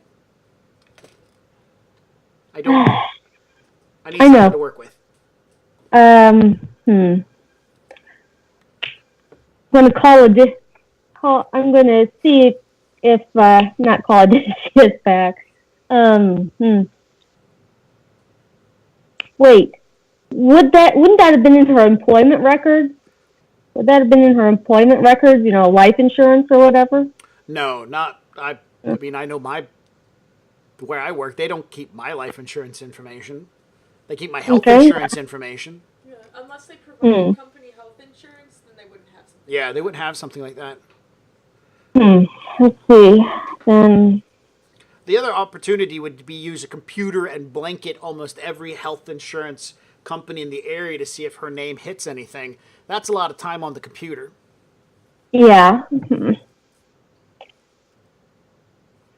But you're not a computer specialist, are you? No. Guess I'll call no. I'll reiterate what you were given. You were given her name, Deborah Jones, her address, her social security. Go to her address. Okay. Yeah. Go to her physical location. Alrighty then. So it's, I guess it's in the middle of the day, later in the day. What are we looking at? Probably middle of the day. Middle of the day. And it is a terrible deluge of rain pouring down as you step outside and make your way to the bus stop. Worse than Wales. Yeah. The streets are swept clean by the torrent of river water or rain water turned into rivers in the gutters. So you have to make several athletic checks to jump from curb to curb to avoid going ankle deep into small rivulets as you finally make your way over to the bus.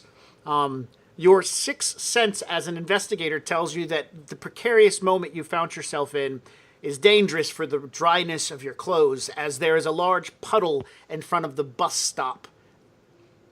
This looks like it's going to lead to a massive tidal surge when the bus comes to a stop, and if you are actually in the bus stop when it stops.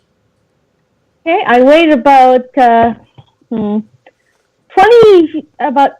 20 feet away from the bus stop, underneath an awning.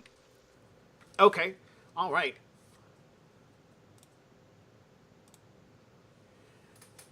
And you're pretty successful at avoiding the surge as the bus does come to a stop and send in a tidal wave to the bus stop, drenching those people who are quietly waiting in the overhang. You dash onto the bus and routes yourself through public transit to the location of Deborah Jones's house. All right, now we're going to do a random roll for crazy crap on the bus. Total is a 9, which means it's a quiet bus ride across town to Deborah Jones's house, which is fun. Everyone's busy toweling themselves off. Yeah, trying to avoid the rain in Seattle. Yeah. The bus takes you to... Where will we pick Deborah's residence be at? We will say you are taken to Renton. There we go. The bus delivers you to Renton, where you arrive at an apartment complex. It's not a gated complex. It's not a security complex of any type. There's no guards, no camera. Well, there's probably a couple of cameras, but they might be related to some other CCTV, but not the apartment complex. This looks like lower middle management or lower or upper lower class housing.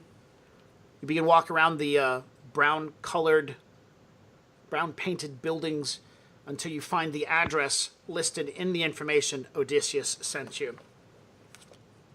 You have arrived at apartment 42 in the Hummingbird apartment complex. So what do we want to do? I'm going to do some sensing.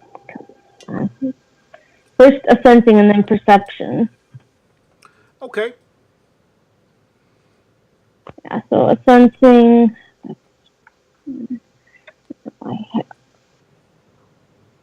So are you fully submerging yourselves in the astral or just peeking? Peeking. Okay. So is that magic plus sensing or? Now that you ask and I think about it, I have forgotten. I don't think we really... Give me 1 second. So sorry about this. I know it's in here. Turn pages. Man, if I just could use a search function on this book. Or maybe someone out there listening could save me from my own inadequacies of having everything memorized for this game. It's okay. It doesn't really matter since the only stats I have that aren't a 4 are body and reaction. So Give me 1 second to do something.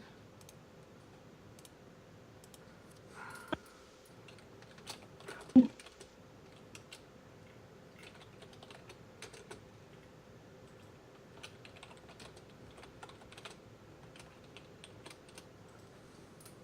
we go. All right. Banishing, summoning, learning spells.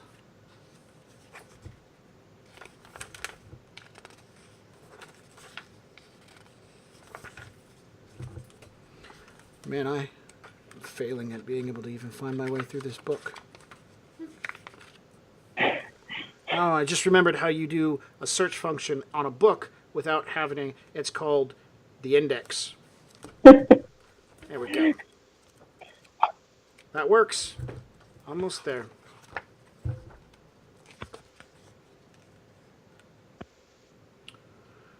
Intuition. okay. 2 successes. All right. You are able to look in. The building is not very well secured. Yep, that's exactly where I found it, Death. The building is not very well secured with any type of magical protection. You're able to see into the apartment. You see just general, normal background energies, nothing too strong. You do see what looks like a dying plant on the inside, but no other living organisms. Some big companies and corporations will stuff soil into their walls to create like a barrier to keep people from looking through walls. I definitely feel that you can sense kind of through walls if you're close enough. So and there's no barriers or magical protections or simple magical protections here, nor any terrible background sensations. So, yeah. And in the area, you don't see any powerful magical auras either. Okay. Now I try the doorknob. It's locked. All right, that's it. Go home now, right? No. Let's see what I got. Oh, I got a lockpick set. Excellent. Time to go old school on this. Yep. And we are going to do...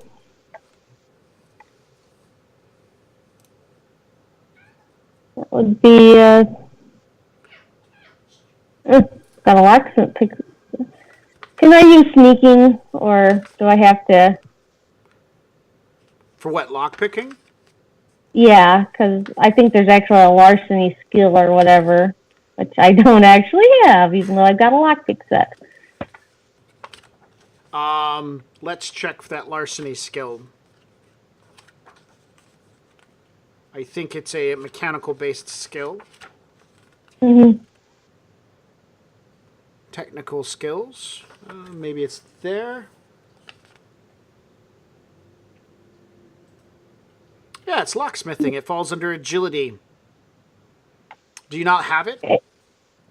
No, I don't. So it would be a default onto your agility. Yep. Oh, we go with a three.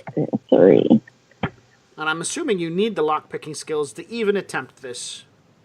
Hmm.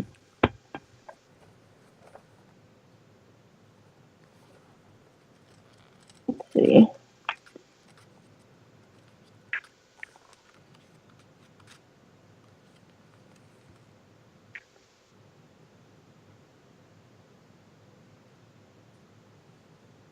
We got how many successes we're going to get?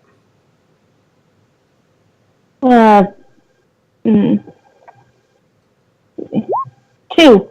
2 successes. Defeating a key lock requires locksmith plus agility, physical limit, lock rating, plus 1 combat turn. I'm assuming that this is at least a simple lock. It's not too complicated. So a 1. So you're able to use the lock picks to get the door undone. Opening the door leads into a small apartment complex. Furniture is rather simple. Glass top table, some chairs surrounding it. Signs in this apartment lead you quickly to believe that this place used to have children in it, as there is a lot of articles of either children's clothing, shoes, toys, and whatnot. There is a trivid off to one side with a type of computer console attached to it, as well as an assortment of dirty dishes that seem to have been left unattended, as if for some reason they never got washed. They sit in the sink, some are sitting in a drying rack, there's a refrigerator, a slight stale smell fills the air. Gonna do a perception for, I'm gonna do a perception to see if there's like any relatives of if there's like any family pictures or whatever. Sure. All right. Something to indicate where the kids might have gone. Excellent. 3 successes is pretty good. There are pictures of other family members. Not many, but there are some. You find that there is bills and some other information scattered about. I'm assuming you're walking the whole house, or are you just staying in one room with that 3? I'm walking the house. Okay. You find that the beds aren't made. The rooms are a mess. No one has attended to this place in a while. You can, as you begin walking around looking for anything, you find photos on the wall and frames of older individuals, maybe grandparents, of the children. Looks like only 1 set of grandparents, which you might expect 2, but since there seems to be no father in the picture, you begin looking around for some sort of signs, maybe where the children have gone, or something along those lines. And you're not really seeing too much as far as it goes for physical signs of anything. And you end up into the kitchen looking around, and that's when you find a trying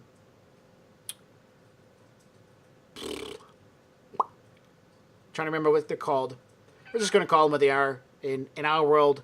I think they're like called telecom something another, goofy like that, but we're just going to call it an answering machine because that's what it would be, an answering machine.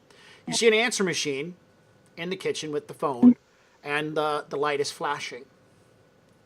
Listen to the messages. See if there's any clues there. All right. The first message is pretty telltale. A man's voice says, "Hello, this is Jesus Rockwell of it's DCI, right? Department of Children and Infants. DCS. This is Jesus Rockwell of DCS. I'm calling to speak with Deborah Jones. Miss Jones, if you're there, please pick up. We need to talk. If anybody is there, please pick up. And then that's it. Pretty much, I'll be calling back later. We'll be in touch. If anybody is there and needs help, you can pick up the phone and talk to me. I can help you. And that's what the message is. So this is one of the answering machines that when you call, it verbally maybe cast out. Maybe that's what this Jesus was trying to get through. Mm-hmm. Okay. Is that the only message? Oh, there's other messages like,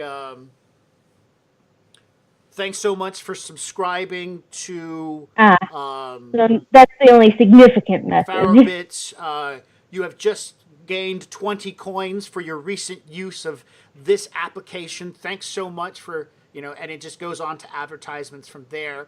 A call for, hey, your insurance is 3 days late and stuff like that, car insurance. So yeah, as far as it goes, everything else seems to be related to like personal business, but the very first one seems to be child services. The time and date fit very well right after the fire. I'm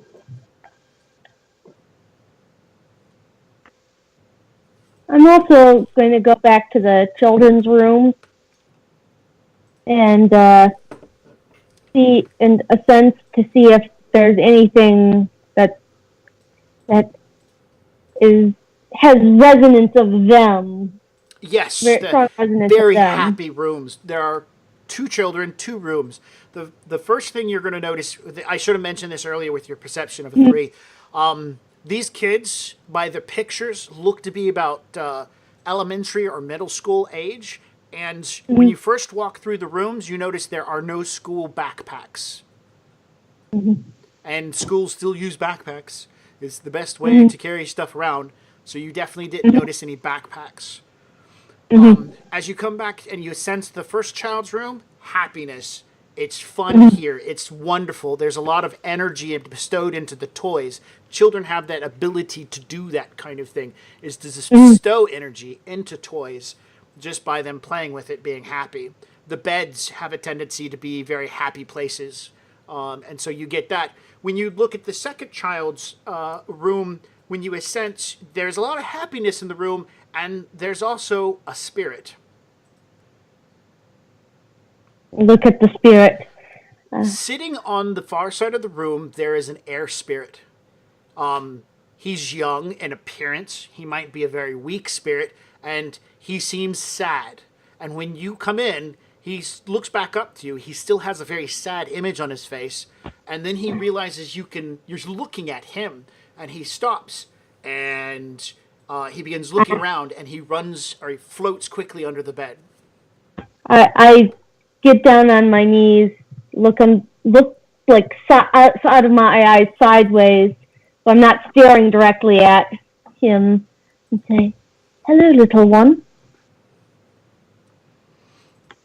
In its wispy-sounding voice, the air spirit will call to you, "Who are you?"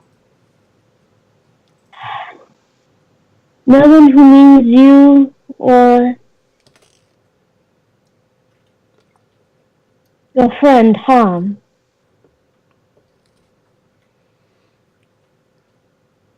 And I'm doing my best to project warmth and kindness. Okay. That's fine. The air spirit will say, she told me to stay here. Why would she leave me?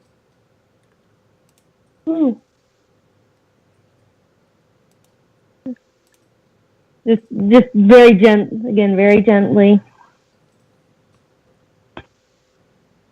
Her, probably, since this is a young spirit. Yeah, she told me to stay here. I'm gonna. She told me to stay here and wait for Mommy to come back so I could take Mommy to where they were going.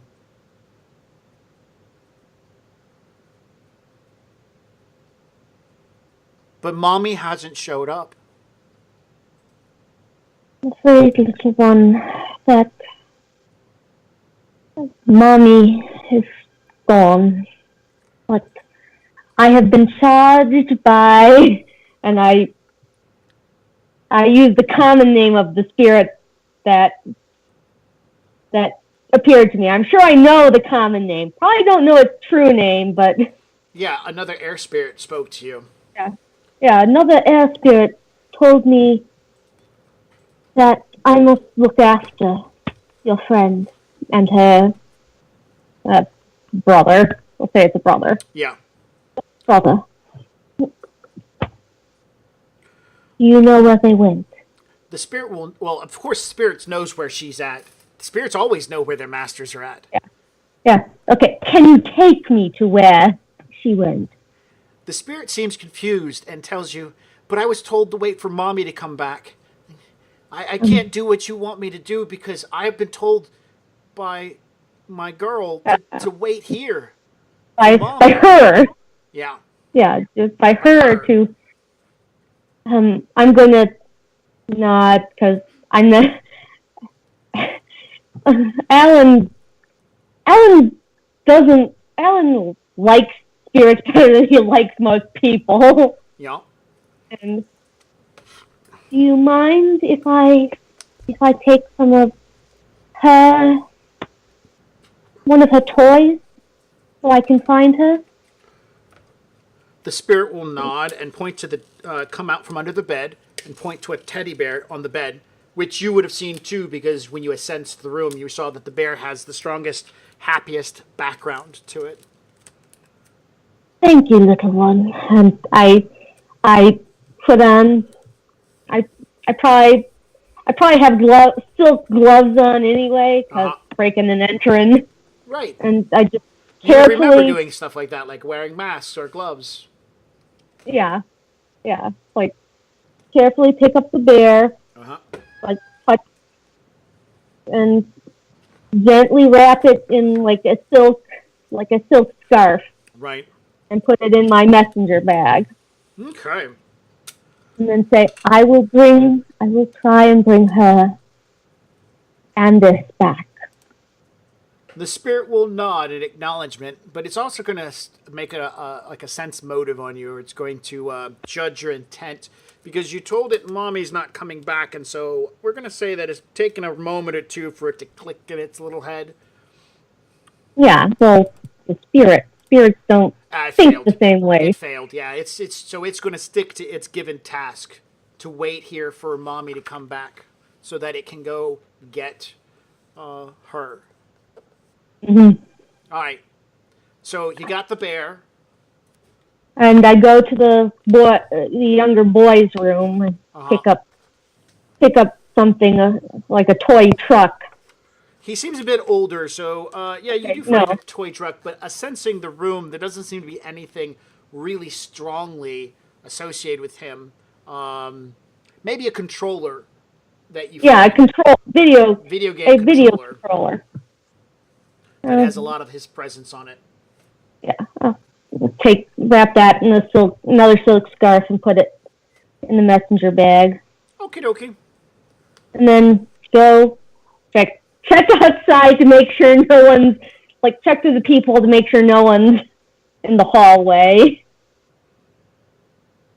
And exit, locking the door behind me. All right, make another lockpick to lock the door behind you. No, you don't have to do that. You just twist the lock and leave. Yeah. There's no dice roll to cover your trails on this one. Yeah. Yeah. This is a very low end. This is a pretty low security place. So yeah. If anybody's paying attention, you're pretty good. Yep. And now I'm going to go home and summon a few watchers. Okay. Alrighty then. It's going to take hours for the watchers to find these kids with these items. But we will pretty much, you're going to succeed because that's what they do best, find things. Mm-hmm. So do a little magic, cast out little breezelets. yes. You know that, by the way, watchers actually resemble or mirror you in attitude, aptitude, and appearance. Mm-hmm. So they're like little Allens running around. So if you ever sent a watcher to, let's say, another spellcaster that knew you, they would know who it came from. Just a kind of heads up there. Yeah. All right. Yeah, so it'll probably be the next day when those watchers are going to get back to you. And so we're going to use this as kind of like a reverse direction for gameplay. So your night goes well. You get a chance to catch up with Valentine. Since she's reached out to some lawyers and started resolving those issues with the medical company, things have been really rocky, but, they feel that they could get a good settlement out of this. You still haven't met with, she hasn't met with them yet, but the lawyers are gearing up to meet with them. Gearing up for battle! Yes, Might be literal in this game. Sending street samurai after your opponent. They're lawyers. They're not carrying weapons. You don't need a street samurai to solve legal disputes. Unless, of course, you do. Unless, of course, you're dealing with Alzan or whatever it is. Yeah, well, that's true. Okay, so it's probably about after breakfast when you've got plenty of sleep and the first watcher returns and sits on the end of the bed waiting for you to wake up. Its presence entering the room already stirs you in your from your activity. You can't see it because you just know it's in the astral space hanging out. Since it's a mimic of you of some sorts, it's mostly paying attention to your phone because, well, your phone is a link to AR, and an AR is not a pleasant place for you. Smell of wet grass. That's what wakes me up. There's a smell of wet grass and fresh mown rain. Yes.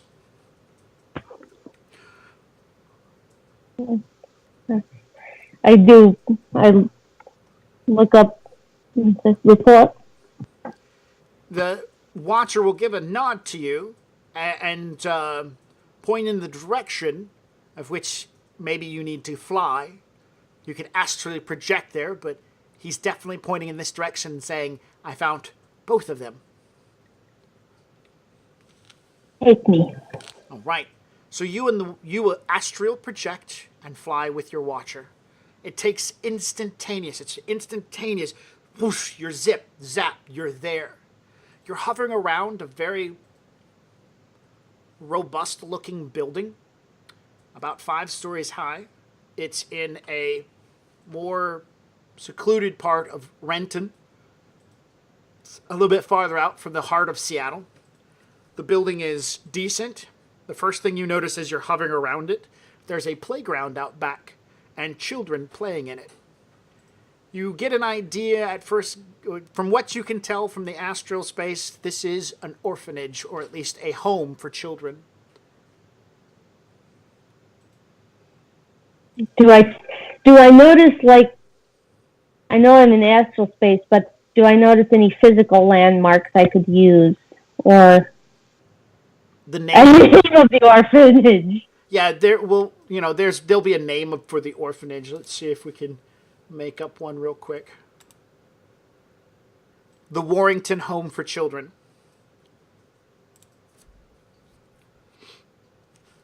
And so that's a name that you'll be able to see. I mean, because physical objects will manifest in shapes and forms inside the astral space. Oh my God. And as you are witnessing them, the Watcher kind of waggles around, pointing at one of them. That's the boy. And then a bright light comes out the back of the building and goes running into the playground, heading almost in a straight line toward the boy. And it's kind of like a star just appeared out of nowhere. And the Watcher, closing one half eye, goes, "That's the girl." Her astral presence is really strong. Oh. At least I know now, and I go back to my physical self. Okay. The Watcher, as you're about to jerk off, the Watcher will grab your attention. Wait, I've seen other things. My job is to look. I notice stuff, because Alan is a detective. So are your Watchers. Mm-hmm. And he will point out that there is a humanoid-shaped air elemental, air spirit, hanging out at the playground, hovering over it. I assume it belongs to her. It looks pretty powerful. Or, well, she belongs to you then. Say that again. I said, well, she belongs to it then.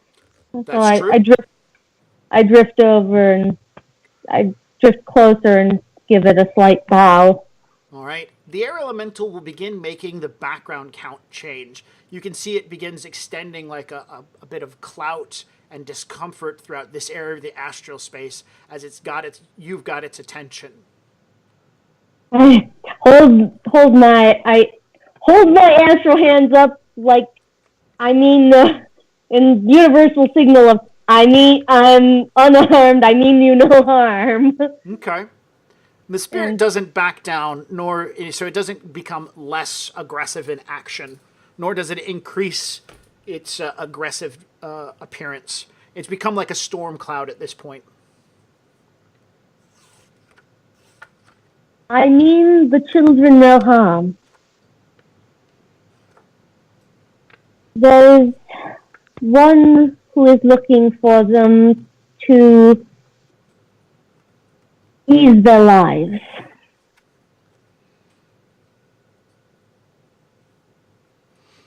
Okay, the air spirit will kind of step back a few notches. They're the air spirits aren't very communicative in their intents and details, especially to people who aren't their casters, and really not with people that they don't know as far as it goes for reputation wise. And I don't think Alan has a huge reputation in the spiritual world. Either positive or negative. Yeah. Either positive or negative, and you don't really want a negative in the spiritual world. Yeah. And I give it another bow and say, I may be coming in person. I will do no harm. All right. This seems to run along the lines of the spirit's task, and so it will return to a humanoid-like form and give a bow. Give it another bow and pull back. All right. You guys return back to your body. The Watcher asks, did it do a good job? Yes, little one. You did an excellent job.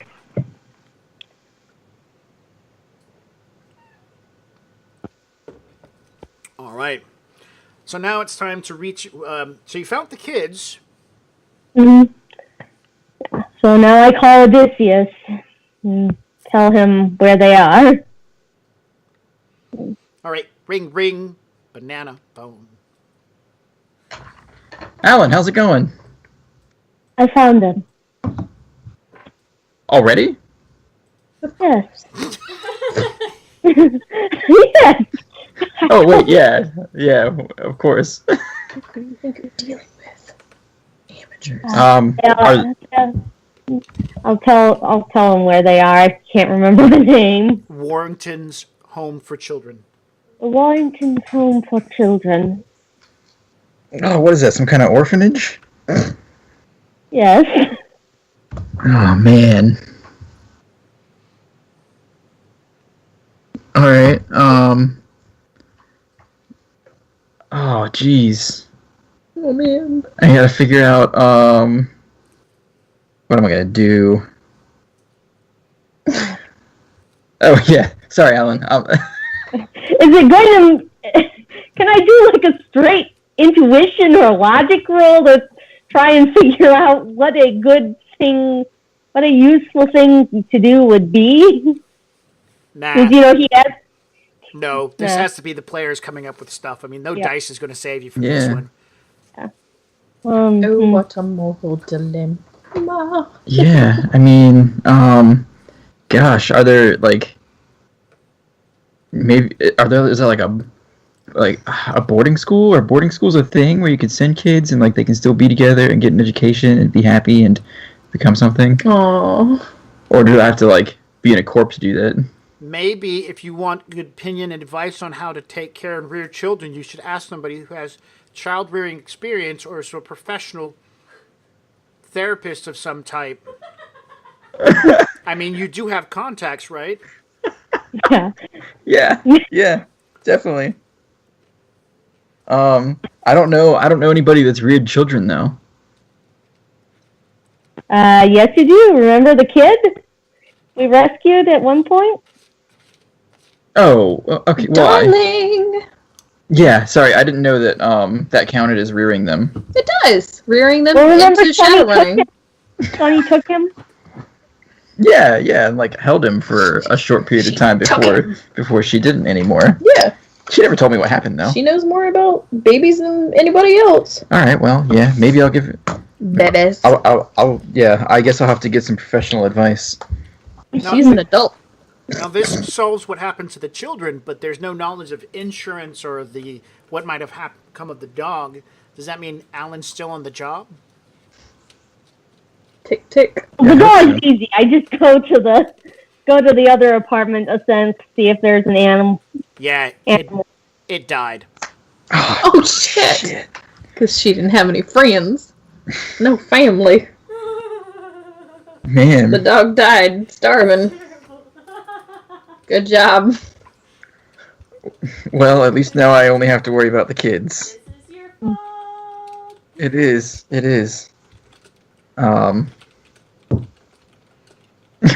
Thanks for reminding me.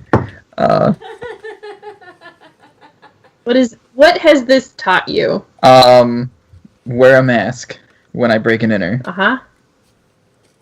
That it? Yeah, that's all I've learned. Good. I hope that's enough.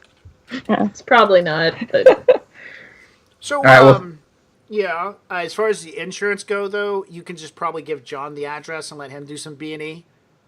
Mm-hmm. Yeah, I give him the address. Tell him be careful of the girls' room. Don't give him any reason why. Just What's in the girls' room? Click. don't go in there. Goodbye now. yeah. Bye. Goodbye. Okay. I'll be careful of the girls' room. Like, should I just like not go in the girls' room? I'll just not go in the girls' room at all. All right. Well, yeah, Alan, I appreciate it. I'll pay up when we see you next. Do you need any more help? No, I think I'll have to give somebody else a call for the help I need now. Oh yeah, have you given any thought about my face shape? That's when the click I think it's kind of rectangular. Oh. All right, bye, Alan. All he wants is a friend. One that's not just dead. Yeah, yeah. One that doesn't want to talk to me anymore because I ruined their life. Yeah. Good job. Oh. Like, well, actually, Alan might actually know something about mustaches since he does physical mask all the time.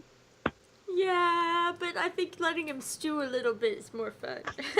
Right. You get off the phone. Da-da-da, Alan.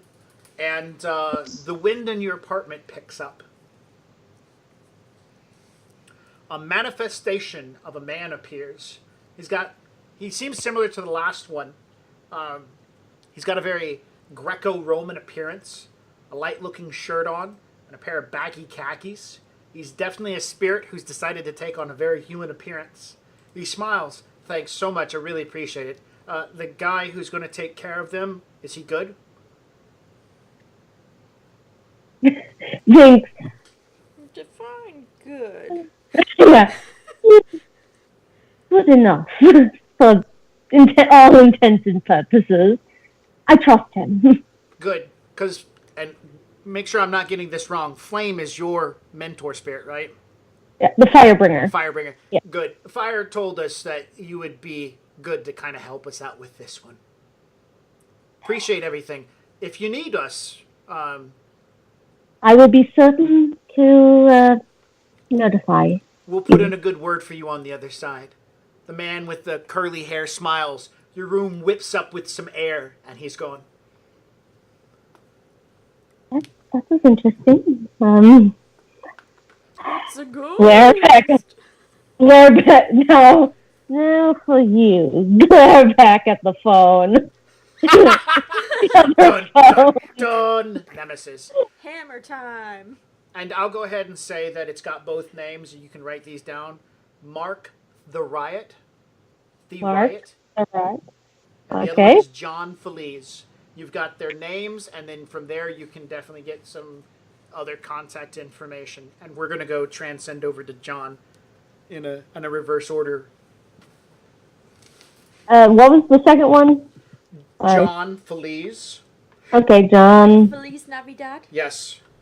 Mark the Riot, or The Riot. But it looks like The Riot. Yep. But it's not like a street name or anything. That's actually his name. Yeah. And we can go into more details here in a little bit. But let's get over to John as he tries to get parenting advice. Oh. Oh. Sorry, it's all tangled up. There we go. GM Cat, how do I take care of kids? I think lock them in their room so they don't touch anything. and slide tuna under their door? No. No, slide tuna under her door. Okay. Yeah. Turkey right? Turkey works too. Oh my gosh. So yeah, I guess if it's an appropriate time of day, I'll give Sunny a call. What's an appropriate time of day? She's got work, man. I don't know. What time is it? I don't know. Scotch o'clock. It's always Scotch o'clock. Sometime between 8 and 5. Okay. Scotch clock. Yeah. I mean, Nancy can always answer the phone for you if you're busy, so. Okay. Yeah. Ring, ring, ring. Ring, ring, ring. Ring, ring, ring. Ring, ring, ring. Hello, thank you for calling Dr. Dalen's office. She is currently with a patient at this point in time. Can I take a message? Yes, this is, Nemo. I was calling to see if I could schedule some time with the doctor. I'm sorry. I have looked through the current register, and there is no patient named Nemo. You must go through You must go through patient registry first. Oh, no, it's not like, I'm not a patient. It's personal. Yeah. He's calling my office number. He looked up my office number and is calling it. That's the only way Nancy is going to answer. She's not going to answer your personal phone. No. That's rude. I know, it is rude. Oh, well, I didn't know. I guess I'll try your other number, thanks. Thank you for calling Dr. Dalen's office. You have a wonderful day. You have to call Nancy by name. I That's don't- silly. I don't know these things. You I'll know call. Nancy? I don't think No. he He does has no not. idea. Oh. No, I've never met Yeah. Never mind. never met Nancy. I haven't had the pleasure, not like Zoe, who almost got murdered. Well, well, I mean, she didn't really try to murder me. Yeah, she did. I know. So yeah, I will call the other Sunny number. I don't know how I got the office line, but it's in there. You So. Googled it wrong. Yeah, right. Actually, maybe she had Nancy sneak it in there just in case you wanted to. I'm pretty sure Nancy's been through almost everyone's phones except for Zamora's and Gears. Oh wait, no. Didn't Sunny like slip me her card after that moment we had in the street I when we were did. going to see the? I Yep. did. That's why he would call the office. Yep. Yeah. So yeah. You don't have her new number? Well, no, I mean, No, he does. I do. She gave me her business card because Oh. she's like, if you ever need to talk, and then she like gave me her business card. All right. Ah. So, Yep. And so he put it into his phone, and it was just the first one that came up. So he So yeah, pressed the Nancy button. would have immediately sent you a message on your screen. Someone by the name of Nemo just called your office number and said it was personal and not patient related. Okay. Am I actually with a patient right now? No. Okay. And that comes up with the location of where the phone call came from, the towers it bounced off of, Oh my god. the voice Oh, aids shit. of the individual in question, Come on, man. his current health Wow. issues that he might be looking at. Good job. She's everywhere. Well, she's got a lot of She's got a medical lot of that. programs that She she does. uses to diagnose just based upon the way people sound. Yeah, that's true. Wow. I hope I sound all right. Nope. Um, You sound like You you're trying have to a grow tumor. mustache. It's a very serious condition. He has a lip infection. Yep. Oh, I'll call Sunny's personal line. okay. Ring, ring, ring. Ring, ring, ring. Nemo, I heard you were calling me. Did you need to set up an appointment? Well, I mean, I guess only if I'll leave that up to you, Doc. You know you're supposed to go through the registry first, right? Yeah, that's what the voice on the other phone told me. But I wasn't sure if this was like a professional call or not. I just, like I was thinking about the whole conversation that we had when we were going to see that one lady at the rundown gas station, and you said I should make some reparations instead of just open around. And I found the kids, and they're in an orphanage, and I don't know what to do about it. Wow. Are you looking to hire runners for an extraction? Well, I mean, if necessary, yeah, of course. But like, could I what would I do with them after I extracted them? Is my question. What do you do with kids? Like, I don't think that they would want me to take care of them because of it's all my fault. They don't have a mom anymore. I'll have to tell them that. Do you know any good schools that I could enroll them in? Like,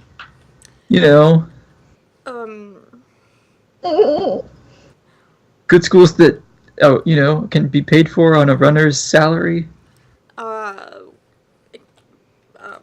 So why are you calling me about that?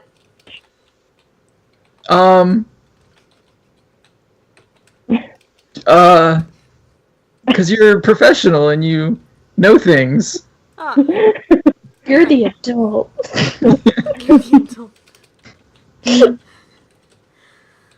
okay. Well. I mean, I don't mean to assume, and if I should just hang up now, just let me know. I don't. I'm just trying to do good, Doc. So. Like you said I should. So let me understand. You have found orphaned children. and you want to adopt them? Or I mean, I just kind of want to make sure that they have a good life. I don't think that would mean me adopting them. you do 'Cause- understand that children. How old are these children? Oh gosh, it was like 6 and 8 or something like that. No. No, Older. older. Elementary and middle school. Oh, It's like 12. So, like, 10 and 13. Yeah, Yeah. something like that. Yeah, that's close. Yeah. Go with that. Well, you do realize that most children that age do have to have some sort of legal guardian, right? Yeah, that Legal makes guardian sense. that is going to be able to make decisions on their behalf. Right? Yeah. Yeah, that makes sense.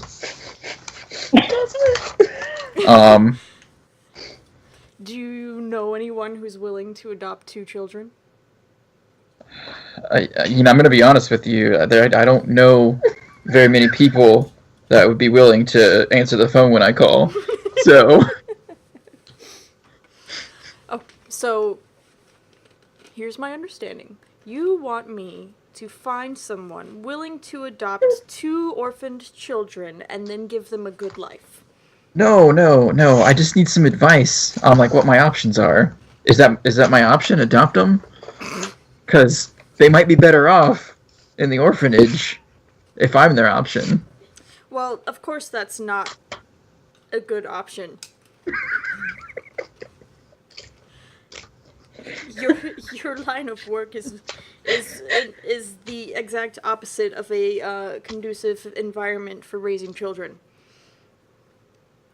New daddy, why are you covered in blood? Damn.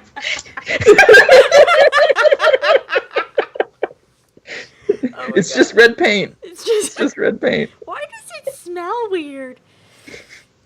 Corpses. So many corpses. Okay. All right. Sorry. Sorry. Oh, shit. New daddy, do we have to go feed this new meat to the pigs again? Daddy, why did you teach new daddy? Why did you teach me how to throw this hand grenade? It's a pineapple, son. Oh, right.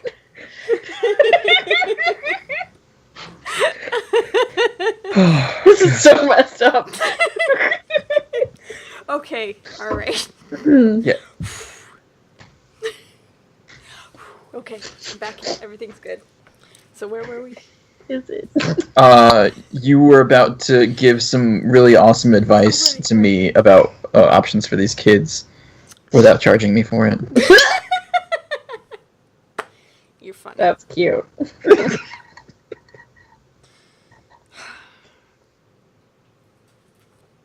Well, I've only had one experience with finding finding some place for a child to go, and they already had somebody waiting for them to, take care of them. So it's gonna take me a little bit to try to see what options there are, and I will have to take a little bit of a cut from your final pay if it takes me too much time. Yeah, I get it. I understand. So, what is your perfect end goal result? Um, In a perfect They- world. they grow up happy and healthy, and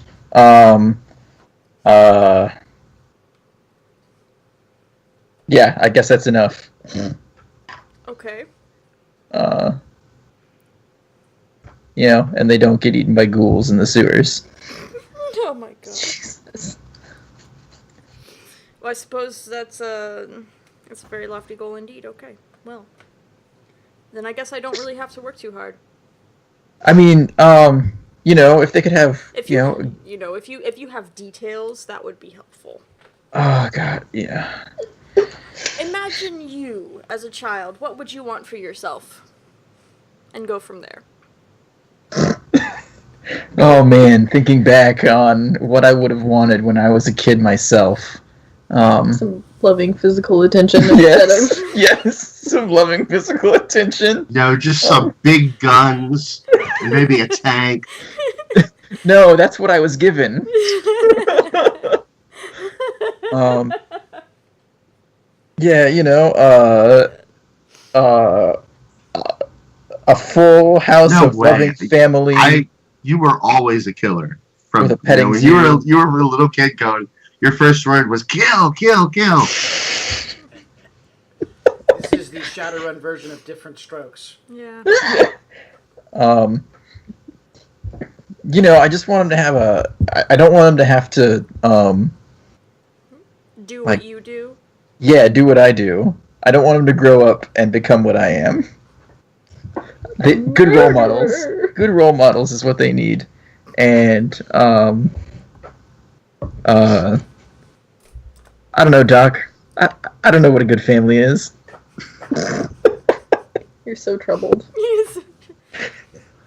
Okay.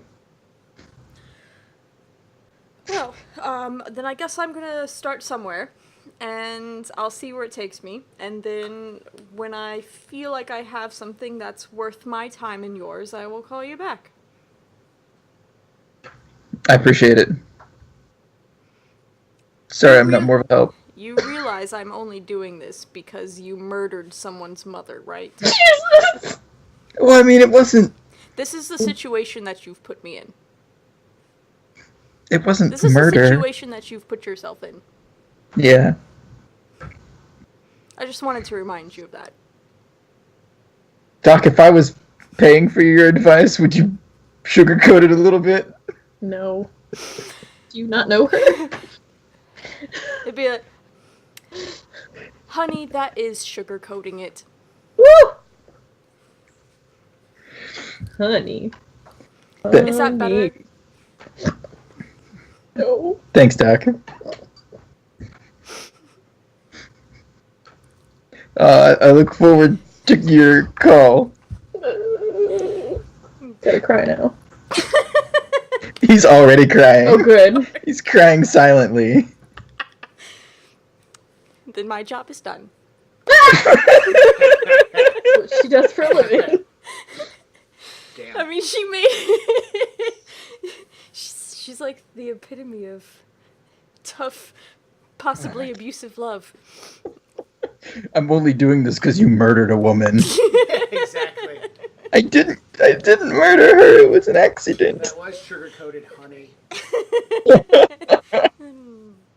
All right. Alright, Ouch. so yeah, so I will get back in touch soon. Bitch. So, in the meantime, I believe that you have another job that you need to be taking care of. Dash. Yep, I'm working on it. Been doing it. I've been doing research. What? Good. Yep. Right. Right. Oh, I'm a terrible person. I enjoy it very much.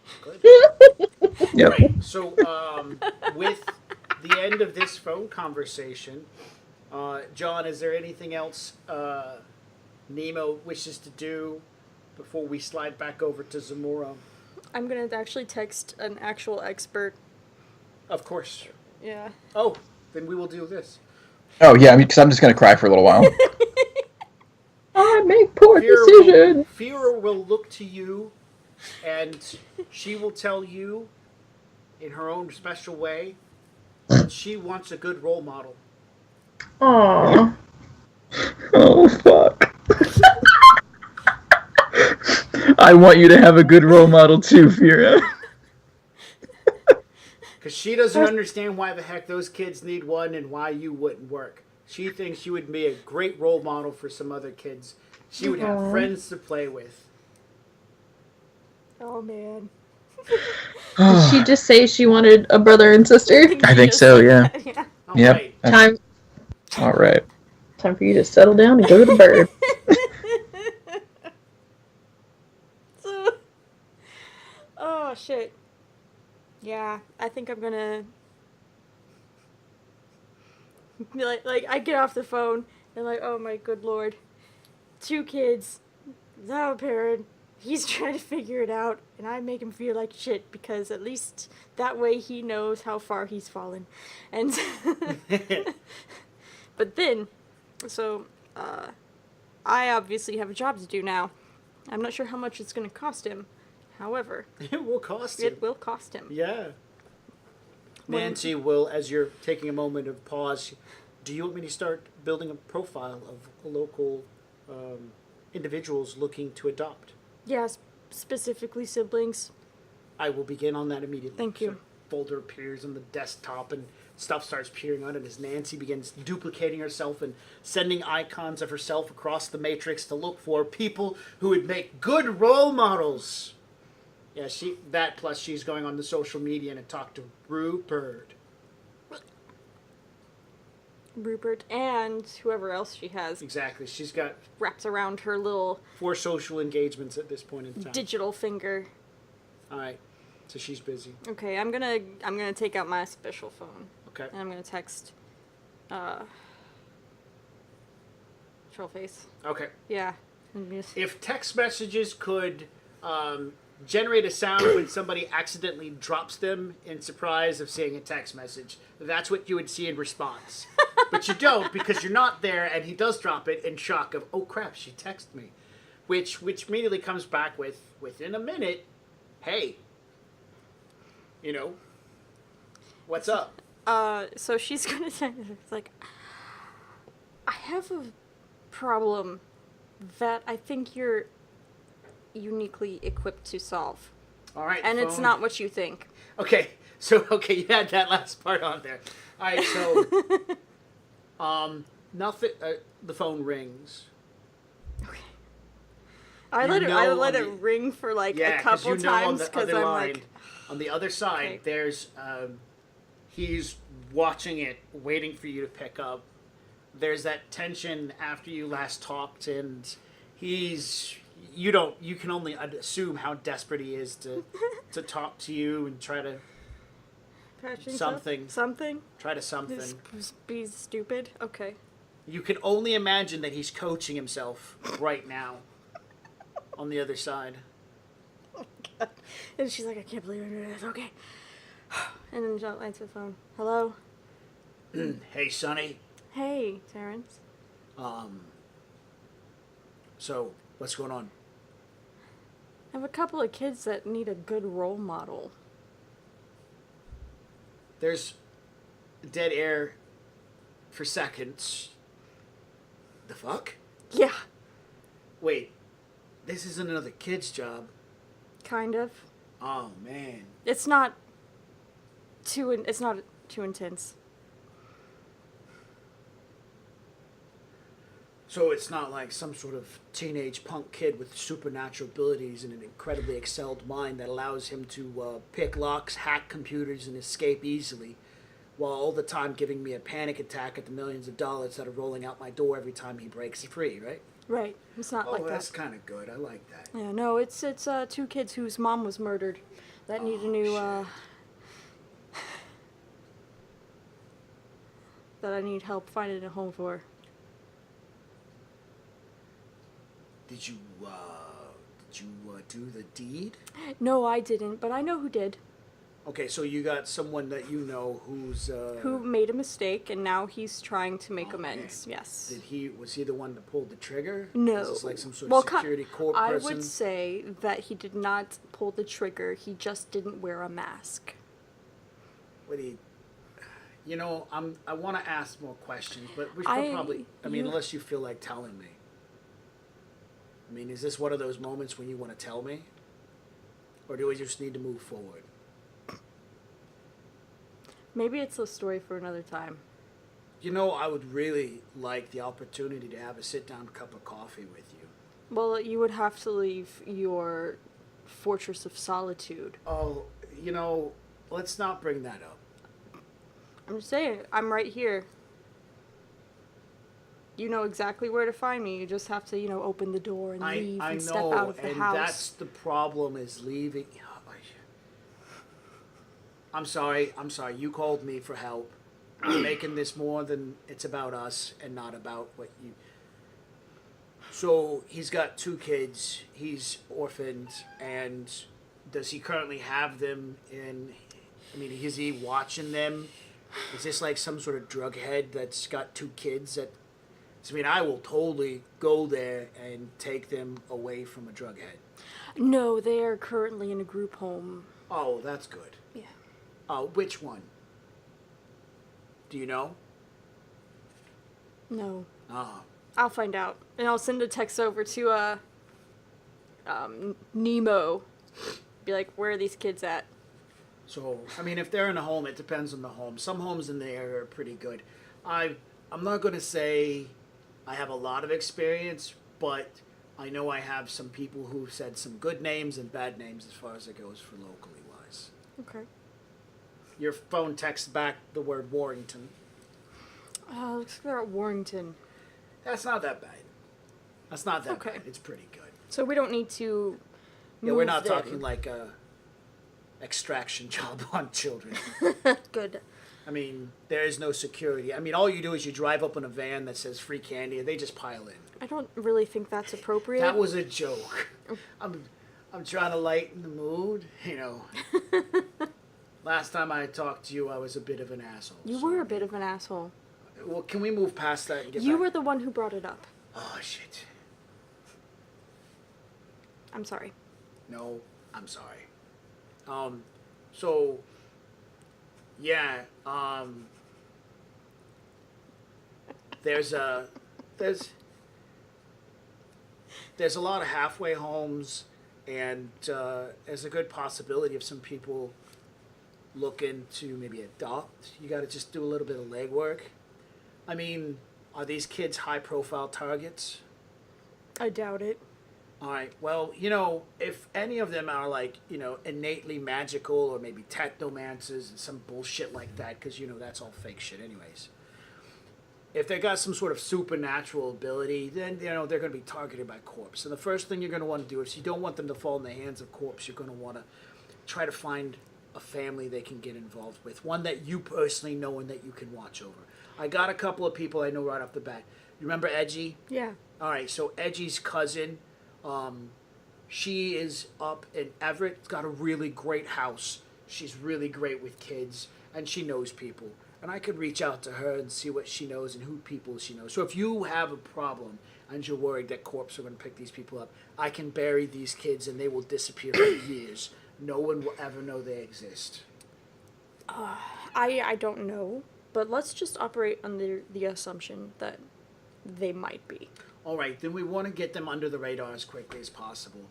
Generally speaking, once, maybe twice, 3 times a year, corps like to go through and scavenge through halfway homes and look for any adoptions that have potential magical powers, and then they just incorporate them and turn them into wage slaves. Right, right. I mean, I don't really think that's appropriate. well, neither do I, and that's why I'm doing the work I'm doing.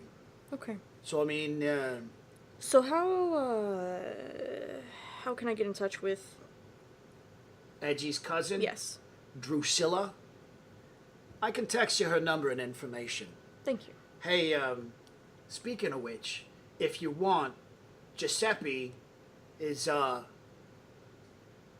definitely somebody who's able to do some magic and whatnot. I know you can, but I mean, maybe if you need some help with making some choices, or maybe you could just go check it out, see where they're at, maybe see if they're magical or anything like that. You can get a better understanding. Well, is Giuseppe here? No, but I can give you his number, and you know he'll definitely astral project all the way over from Germany just to see you. He liked you. Okay. Not in that sense. I'm sure. In this, Edgy likes you in that sense. If you want to be creeped out by anything. I really no, thank you. But Oh damn it! I shouldn't have said that. Should no, but that's okay. I? Well, I mean, Edgy's just a sleazy little guy, but he does good work. Okay, I'm digging myself a pretty deep hole. I'm going to get out of it now. If you need anything, text me. I'm going to send you Drusilla's information, and I'll send you Giuseppe's information. Great. I And appreciate it. I'll send you I'll zap you over my calendar to kind of give you an idea when I have some free time. Maybe meet up and have some coffee. Yeah. Yeah, I mean, my treat. Who am I kidding? I have nothing on my calendar. I was wondering about that, but we'll see. Okay. I'm gonna hang up now. Okay. And the phone goes there. So, all right, that was worth a scotch, I think. Hells yes. You can only imagine because of his how he's animated that he gets off the phone and he's like, oh god, I'm a fucking idiot. You know? Because he beat himself up every time he made a mistake. So, you know, it only makes sense that he would do the same thing again. Yeah. Not my problem. That's right. So, but yeah, I will continue in the background at this point. I'll get Drusilla's information. I'll probably have Nancy do a little bit of research on her, and I'll reach out to Giuseppe and see about talking to him and getting him involved in. If I can't get over there very well with my own stuff, then I'll ask him to do it. So Okay. yeah, and then we'll go from there. So Okay. yeah. All right. Zamora.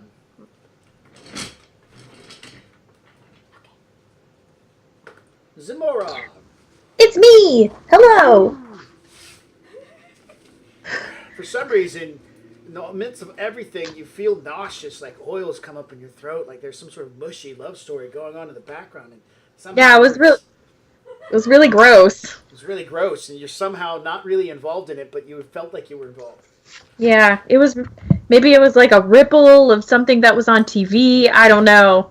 These Matrix waves. I don't know. Okay. How did your successes turn out? Ridiculously good. That's good. How many? What are we talking about here? Okay. So my limit was my mental limit, right? Uh-huh. Okay. So my total over the 3 days was 62. No shit. All right, let's do some math here. So we're gonna start off. Drag this over here. People should be able to see my I did the math, and it would have been like 84 points total to do all the way up. So are you sure? Yes. All right. Do you mind if I do it? Yeah, 12 plus 18 plus 24 plus 30. 84. No, it's 12 plus 18 plus 18. 2 and 3 are 18s each. Oh, okay. I forgot. All right, so that's I forgot about that. 48. Oh, yeah. It would have been more. All right, and then 4 is going to be 24, so plus 24. 24, and then 30. Okay. Plus, that would be 5 is another 24. Mm-hmm. Yeah. So it'd be 126 total. For some reason, this calculator doesn't seem to be working. It keeps telling me the number 42, the meaning of life. So let's try this. It's the answer to everything. Right? 18 plus 18 plus 24 plus 24 plus 30. Yeah. Right. And you got how many? So I got 62. Kuma would have gotten 50, so that would have made us, 14 off.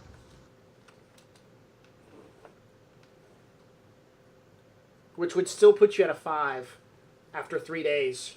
Right. So, I mean, the next, I'll take one more 8 hours. No. Oh, okay. You've been awake for 72 hours. Okay. The Matrix and the real world are starting to blend back together. Oh, good. You've developed an incredible headache and a level of nausea that is involved with so much exposure and lack of sleep. The amount of, I'm assuming, long hauls and coffee espresso shots you've delved into. Your nerves are shot. Your nerves are shot. And your movements are creating tracers in AR. So you're starting to hallucinate after 3 days of being constantly up. That's exciting. Your senses have reached out to the point where you are hearing phone calls from floors beneath yours. Oh, Your no. sensitivity is really high, and everyone's conversation rings out through your ears. Okay. Well, I guess I'll take a break then. So the last 14 points are all in Kuma's hands. Okay. All right, and he's not rolling, he's taking successes. Right. Totally fine. It's going to take him 24 hours to finish it up. Okay. So 72 plus 24 is 96. and that's how many days in total that we got here. Is that 4 days? 96 divided by 24. 4 days. Yeah.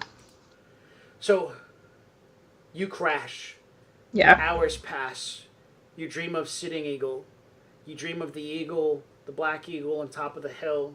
You dream of the peace out on the island. You can feel it. You travel there in your dreams. Maybe you even traveled there real. You don't know. But man, hours upon hours of sleep, multiple different dreams. Finally, you start waking, and it feels like you're laying on a beach, and you can see the beach. It's made out of black sand. The waves are slowly rolling away from you, the sensation of the water drawing away from your body as you lay on this incredibly weird black sand beach. Large, dark basalt rocks to either side of you. Some of them are out in the water. Fog is in all directions.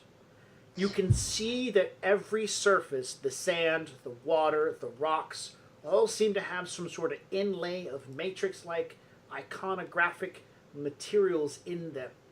Lines of data stretched here and there, running and peering into physical objects. The level of high definition here is incredible. You feel like you're in a dream sequence above and all beyond all dreams. Which probably means it's not a dream. I've gone somewhere. You feel wet from the water. Physically wet. Okay. I guess I will matrix perceive to try to get my bearings here or see what's around. Your matrix perception fails. You seem to have no access to any of your computer-like abilities. Your eyes work just fine. And Okay. you're still laying on the black sand of the beach. And I will get up. The haze of fog surrounding you gives you the idea that it's probably early in the morning. You can't really see a sun, but there's a large, blotchy, orangey, blue-colored splotch in the distance.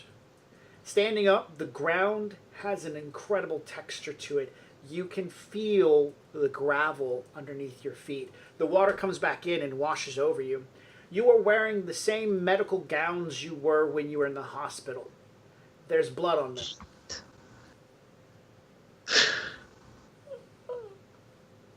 I don't like this dream.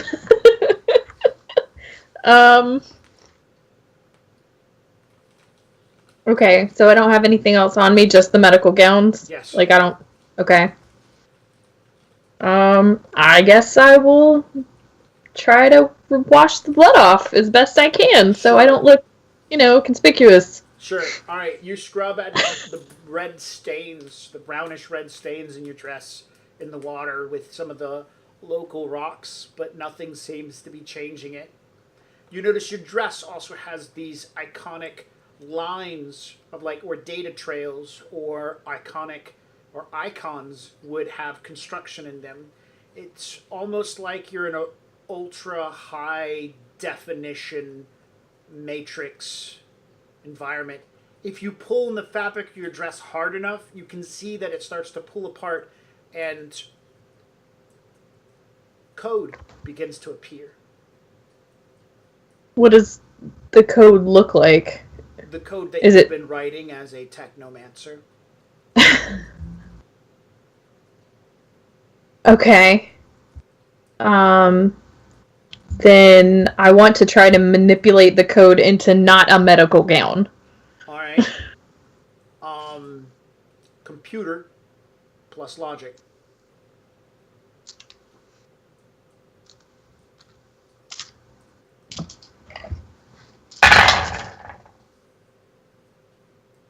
5.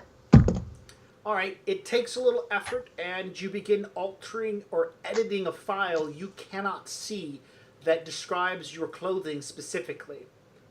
You know what it looks like in your head. You can feel the file, but you just can't see it. It's as if it doesn't really exist somehow. It's very confusing to your inner mind, but part of your mind also understands this. Does that make any sense? Like you have a 50-50 understanding. Part of you goes, I get it, but a part of the part's like, I can't fucking touch this. This is not possible. Yeah, like tactile, I can't touch it. Like that part of the brain is like, I can't change this at all. But somewhere in the back, it's like, I got it happens. Right. Yeah, I got it. All right, so how do you want to edit the file? I guess my normal, what I usually wear, like leggings and a shirt. That's what I edit it to look like. What do you mean? Like, Give yourself a pina colada and a beach chair.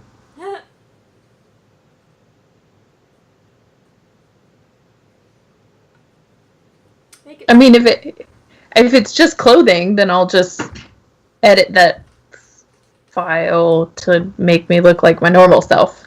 Make it Yeah. sunshiny. Okay. Am I? Is it the whole, like all of the, like No. everything? No. As far as Just- you can tell, you're manipulating the file on your clothing. Okay. You remember being in that virtual reality at the hospital. The quality was really low grain.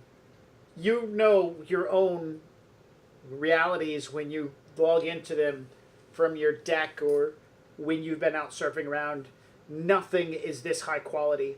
Even fully simmed in, you cannot feel the individual grains pressing up against your feet the way that these individual grains are pressing against your feet. You would feel a general wish or wash of water, but you would not feel the water rush around you, then collecting your toes and roll over your foot. That's too much sensory information. Does this feel like anything from my vision with Black Eagle? Yes. Oh shit.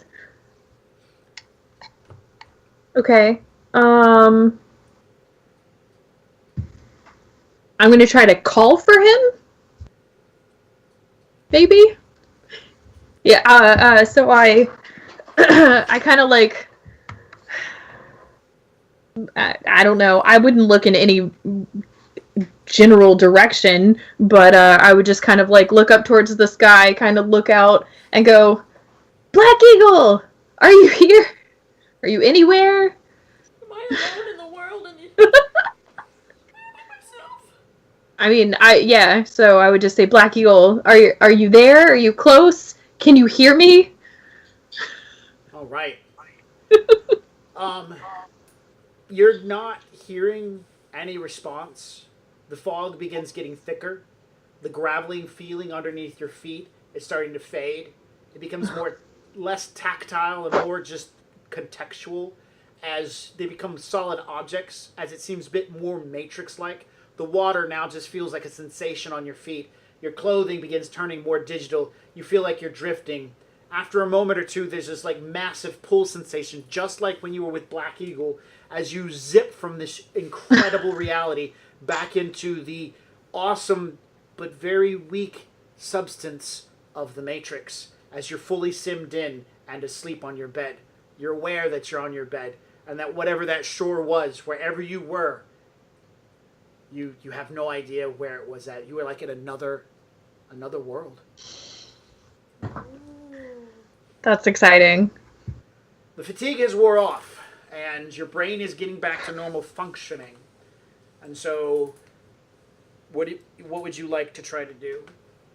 I'll probably get up and just make myself some tea first of all, because I'll take a little slack off on the coffee. All right.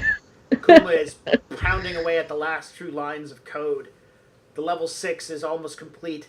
tons of databases and cloud systems have been jam-packed full of this new name and identification, down to where they went to elementary school and what their parents did right out of high school and crap like that. That's awesome. Oh, so good. Okay. Walk over, turn on your teapot the normal way. Yeah. We're just gonna take it slow. Then a little There's a little problem. crazy. When you touch your teapot, it feels mundane. It's not real. It feels Yep. weak sauce. Yep. The floor, it feels contextual. You know what this floor is supposed to feel like, but it didn't feel like anything like that beach. That beach felt so much better. That water was so cooler. You've never felt water like that before. That world, wherever you just were, was more real than the world you're in now. Even though you can look over an AR and see Kuma working, you can see the monitor. Some part of you was left behind on that beach and wants to be there. Ooh. With a Mai Tai. With a Mai Tai, just chilling on a foggy beach. The whistle of the teapot draws your attention back to reality. Your sensations sharpen back up again. I get my little tea out, put it in, and just kind of let it soak for, like, let the tea bag soak for a little bit. And, I guess it would be about, I don't know, 4 days in. Yeah. I mean, this is... What's the next step, As you're guys? looking at the next step, you look over, you look at your tea, you think about the next step, you look over, and Kuma's no longer doing anything with the ID. He's just looking at you. Another one of his charges used up. Excellent. He doesn't say anything, he just stares at you. All done, Kuma? He will give a nod in response. He actually made noise? He doesn't talk. That's crazy. Okay.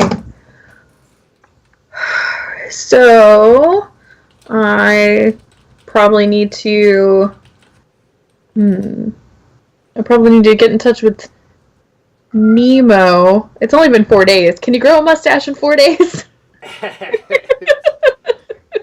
that like a thing? I mean, I guess it depends on genetics. it's like, I can, yes. Okay. I don't know how average that is. Oh, okay. I guess I would reach out to Nemo. Sure. Alright. Mystic. It's probably been more than 4 days. It's probably like 5 days since you guys pretty much Okay. met up and got the job started. So you've spent the last 6 days. Because I don't think you jumped right in on it. I think you got prepared first and then ate some. Oh, yeah. Okay, so it's been almost a week. Okay, so I'll call Nemo. Meow meow meow meow meow meow. Phone call, phone call. Meow meow Oh my meow. gosh, you meow, got it meow, on my meow. phone too. Phone call, phone call. Yeah, hello? Hey, you? Hey, you? How's that mustache coming? Well, I'm. There's almost enough to comb now. I think we're getting there. Okay. Okay. You know, I'm still trying to find the right style, and I haven't really gotten much help. What? What shape do you think my face is? Jesus. I think it's kind of like rectangle. I don't know. Maybe it's like oblongish. So, I'll just pop his face into my facial recognition thing, and it'll map out all the points of his face. Alright, it comes back saying S-shaped. What? S-shaped? His face kind of slants to one side and then to the other. No, it doesn't. Well, that's what facial recognition's saying. because you let the GM decide. No. So it would map out the points of his face. Rectangle. I'll just say rectangle. And then I'll do a quick search and superimpose a bunch of pictures of mustaches onto the face picture that I took with my brain mind. Awesome. And this is the one that I send to him that looks the best.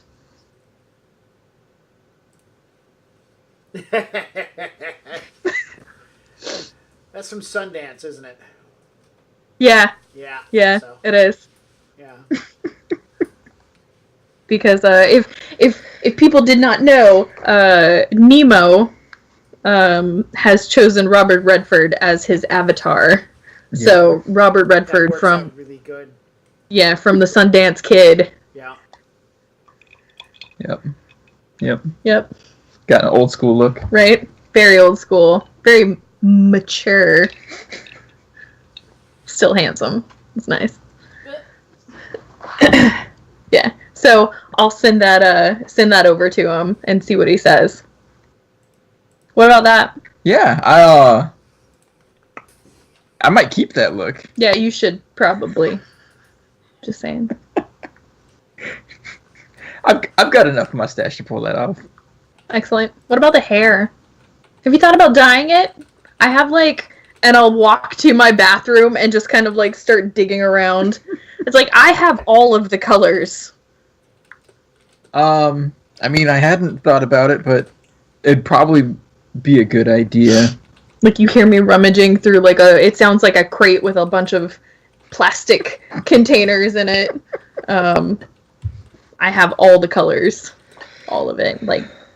Purple, pink, blue. Ooh, Well, I do have some black. Yeah, I mean, let's could do do- something professional-ish. Have you seen Gears? Yeah, he wouldn't get hired. Oh, I guess.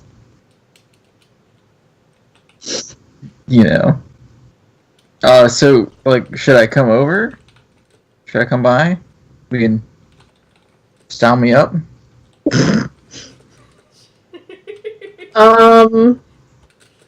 I was gonna. You could meet me downtown, and I can take you to the salon that I usually use. I mean, I bring my own stuff just because I'm very particular. Sure, let's do it. It's a salon date. It's not a date. Some girl time. Yeah, some girl time. I need to unplug anyway for a little bit. Alright, girlfriend, just send me the address. Okay. Fear is crying, wanting a better role model. Asshole.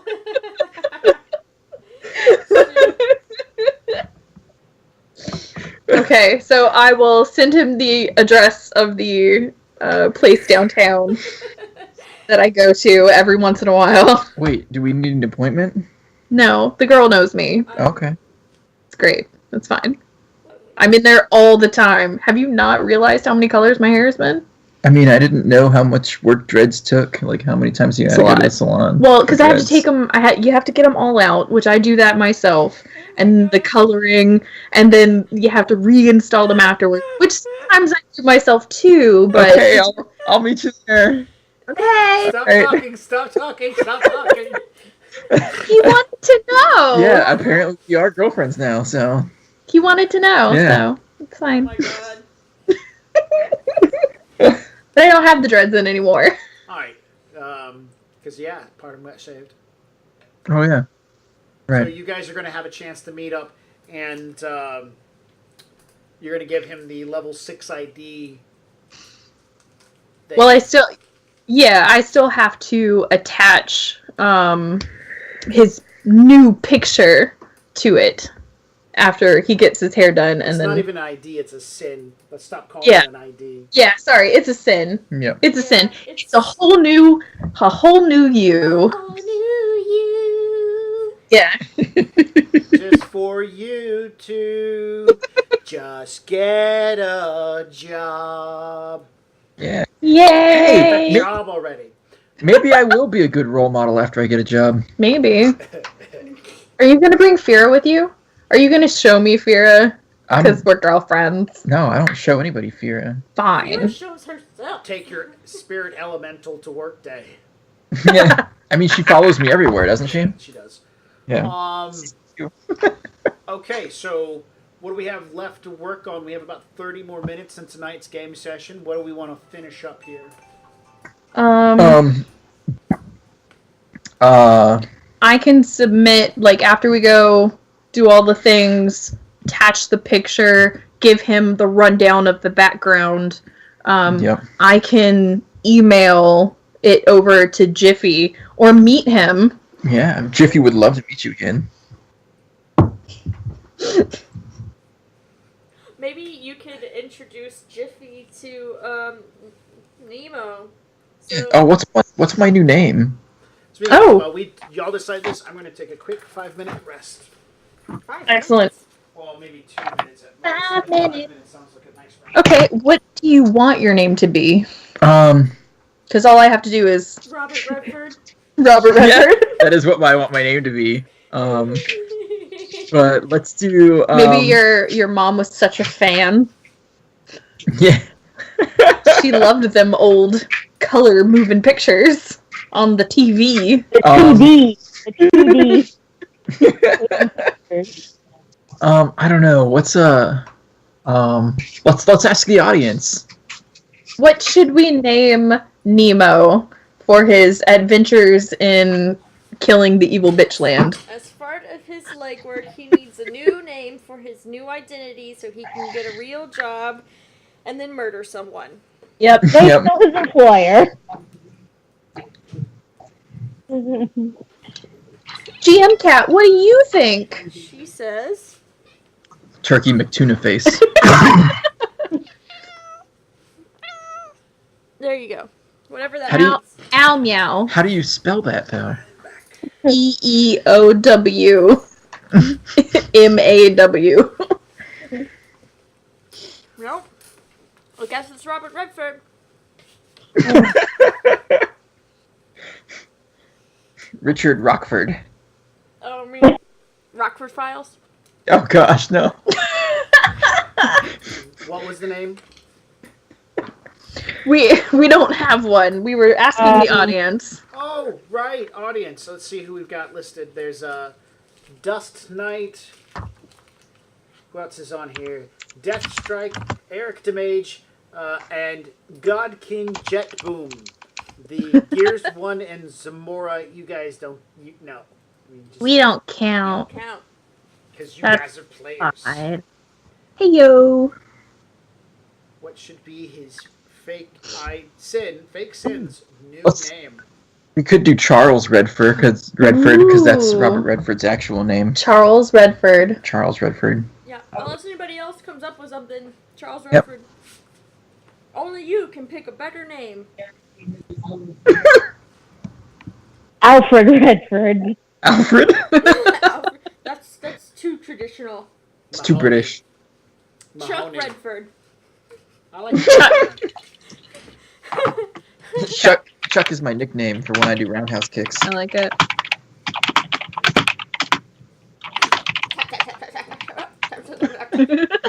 Machine gun typing.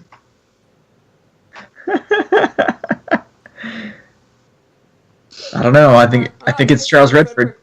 Yep, Redford. Charles Redford it is. Big Daddy Wumpus. That's what the ladies in the sheets call him. Yep.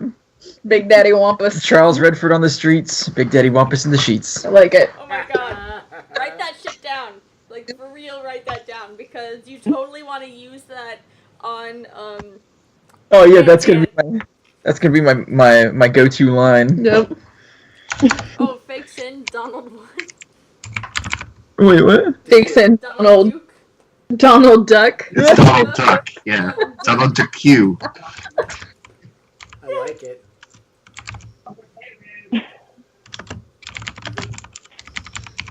Oh my god. That's Wait. right. Are we really gonna start resorting to this for names? Is like my next sin Daddy, Oh, man. gonna be bend over? Yep, that's right. I mean, I as love long it as it's clever Big and it Daddy could be a real name, then we can do it. Yeah, if it's a clever name and it could be real, that's great. But if it's If it's ass jack fuck shit. Thunder Punch, yeah, ass fuck Thunder Punch, that's a no go. I like it. That's what they call me in the sheets. Or in the jailhouse when the soap drops. Right? That's what they called me in. What was pain? It's Mr. Thunder Punch to you.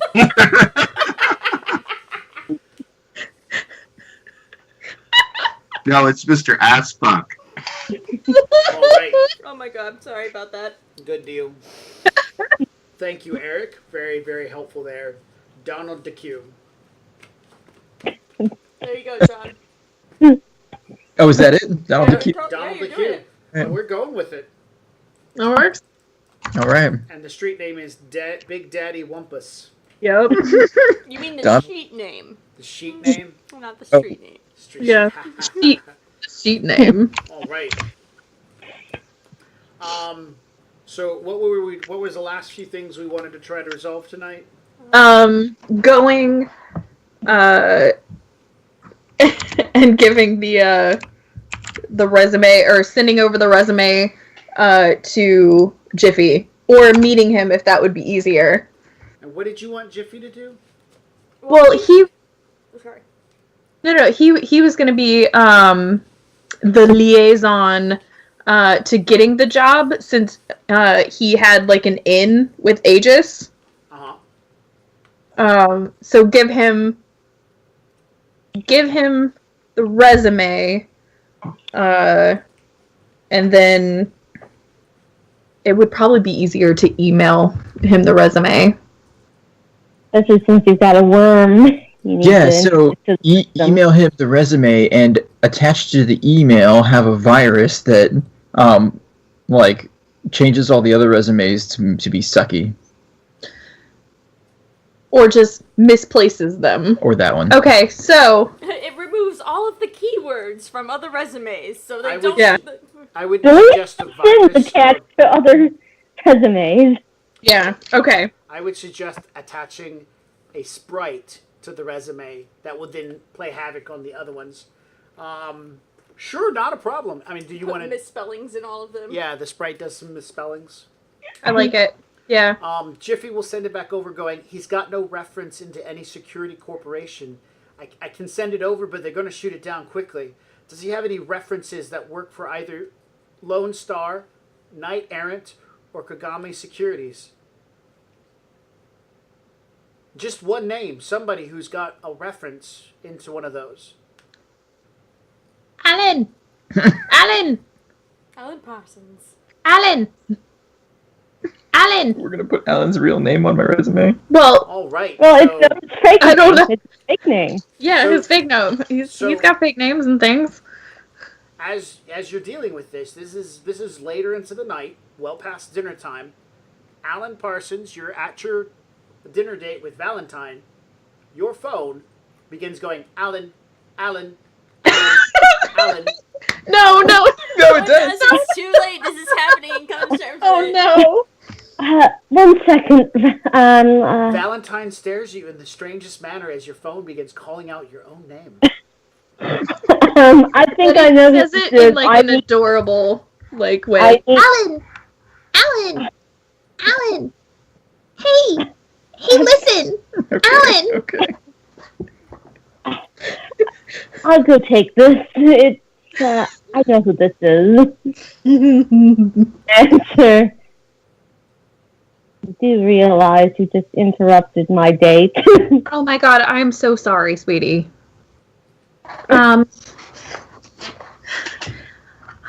So I called, and I'll just be really quick and just put a bug in your ear for this. I need to get our friend a reference for a corp Security position. yes, security position. I'm just gonna say that. You can get back to me whenever. I hope you have a great night. Knock 'em dead. and then it'll be like a little kissy face text message, and then it'll be gone. Hey, I'll text back. I'm contracted through Lone Star. Lone Star, Knight Errant, and Kagami Securities. You're Yeah. through all three of them.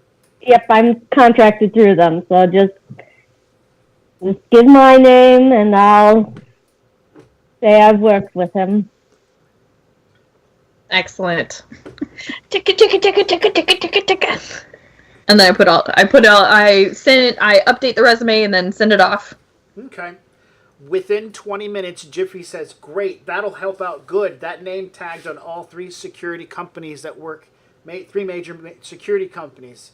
I'll put it through as soon as I can. It's really great to hear from you. How are you doing?"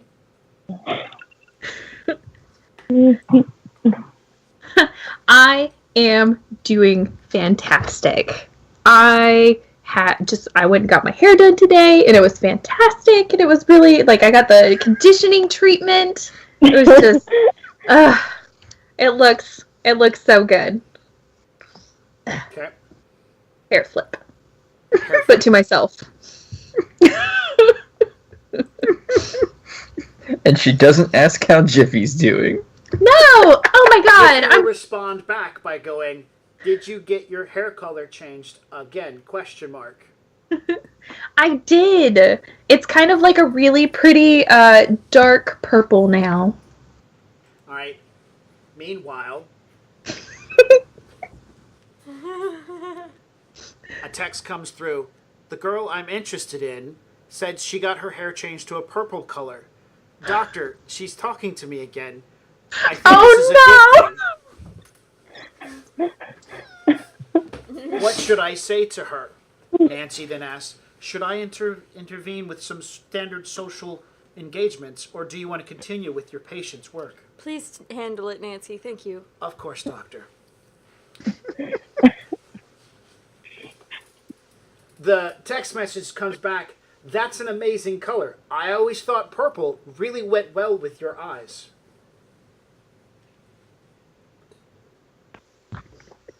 The sentence is crafted incredibly well. Oh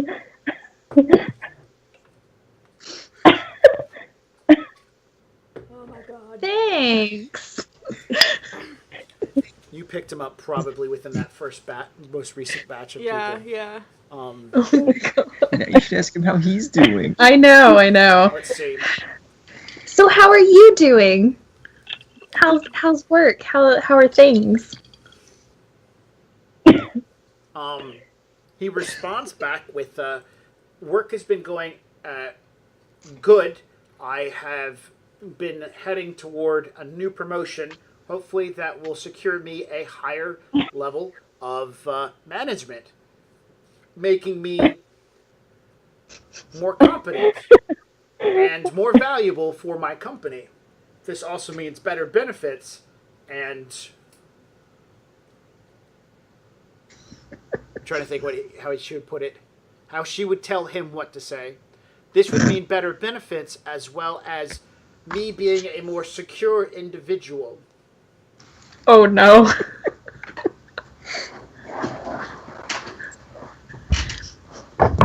That sounds great. They would be stupid not to take you. All right. He responds back, "That's very true. You're right. They would be. What about you? Do you want to meet up?" Go for a coffee. I'll buy you a coffee. Deflection! Deflection! Now, Nancy sees the comments like, "This is your opportunity to get in." She is referred to them as being dumb. Now we put weight upon the conversation to where she must now feel as if she is stupid if she does not take you as an opportunity. And he's like, "Okay, Deflection! how are you going to deflect, Nancy?" How do I deflect? The social, what is the word I want to use? She's not a social Butterfly? butterfly. No, she is a social influencer. She's a social influencer. She does this for a living. Watches other people's relationships to learn what the best moves are. She's basically trying to hook you up with Jiffy. Yeah, that's weird. Cause does she know it's me? I don't think Not they yet. don't know it. No. Not Yeah. yet. She does some digging. Which she will. Most likely. She'll see a big black redacted mark.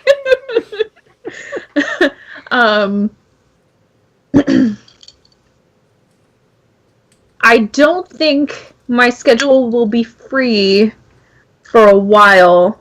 Sad face. Sad teardrop face. Oh my god. Rain check. But I'll take a rain check. She responds back with a, "That's okay. I'm really busy in the next few weeks, but with my coming up promotion, I'll be getting lots of paid vacation time that I can take right off the bat and make myself completely available for us to get together." Oh man. That sounds so desperate. That sounds great. Yeah, that sounds great. We'll see what happens.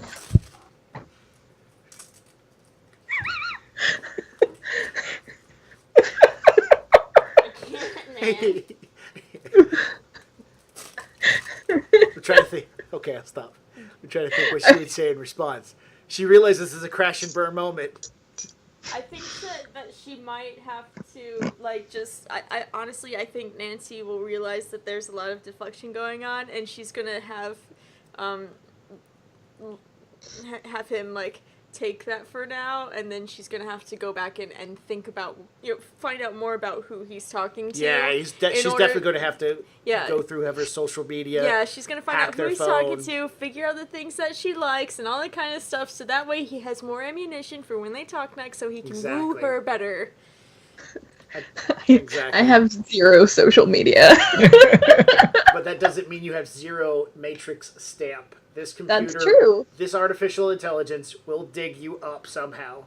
I'm pretty sure it's going to be a strange encounterment when you log in one day and Nancy's going through your files. And I'm like, what are you doing, Nancy? Yeah, Richard. This is your phone. Oh, Yes. I didn't Yes, know it is. was you. What? I'm sorry, Zamora. Oh, a cat alerts you to To try Nancy and kill goes you to that your day. phone. Yeah, What are I you hope- doing? I hope Kat would be like, someone is trying to go through your phone. Exactly, right? my early warning system. Yeah. Is my sprite cat. So, funny. you deflect Jiffy a whole bunch. You've scored in the resume as well as having a really cool reference to kind of lead it all in. So now you just got to sit and wait for 2 things to happen. The resume to catch, which it's almost guaranteed because there's a sprite over there doing kung fu on the rest of him, and a mustache to come in. It's coming in, Yeah. you know.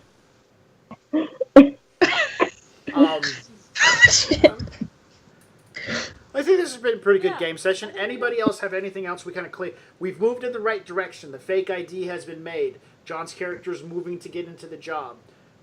Is there anything else that needs to be done before we call game tonight?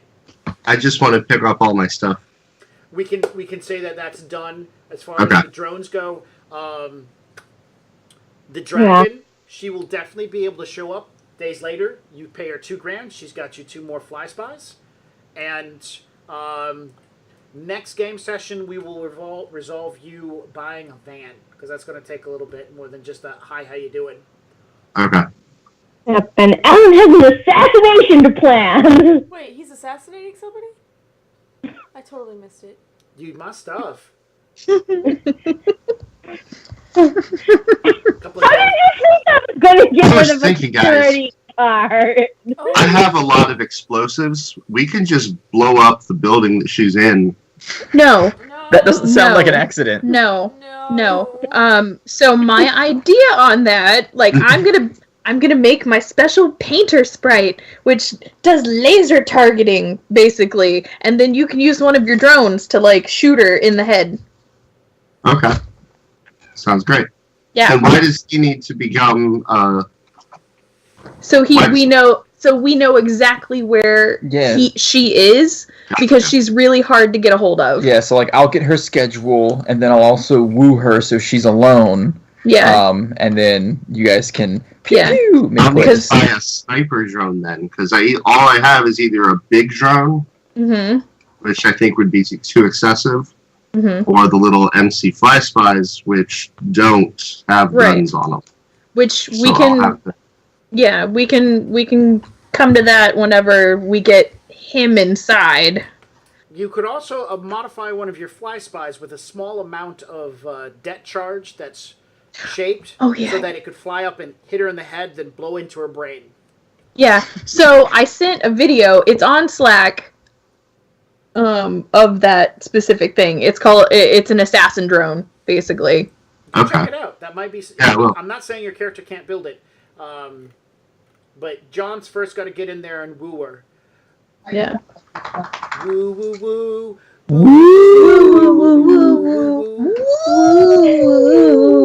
Woo her like a spoopy ghost. A spoopy. A spoopy A goat. spoopy goat. A spoopy Whoa. ghost. Just for the record, Alan might be doing a character assassination and not a actual assassination. He's just leaving the door open. Nice. Excellent. You know, getting the guy fired would be acceptable, but nothing else works. Oh yeah, yeah. Yeah. Take So, him you out. can, so we can get you in. Yeah, Yep. that's the first thing to do is get rid of the other guy so that there's an opening, Yeah. which you've got to work toward. You guys Yep. are heading in the right direction. I'm going to start off with, as far as it goes for the storyline, what you guys are aiming for, you're moving there. You've got a good idea. I like it. I want to see how well it succeeds and how well it fails. I don't want to just give out karma when everything's said and done. I kind of want to feed you guys as long as you go.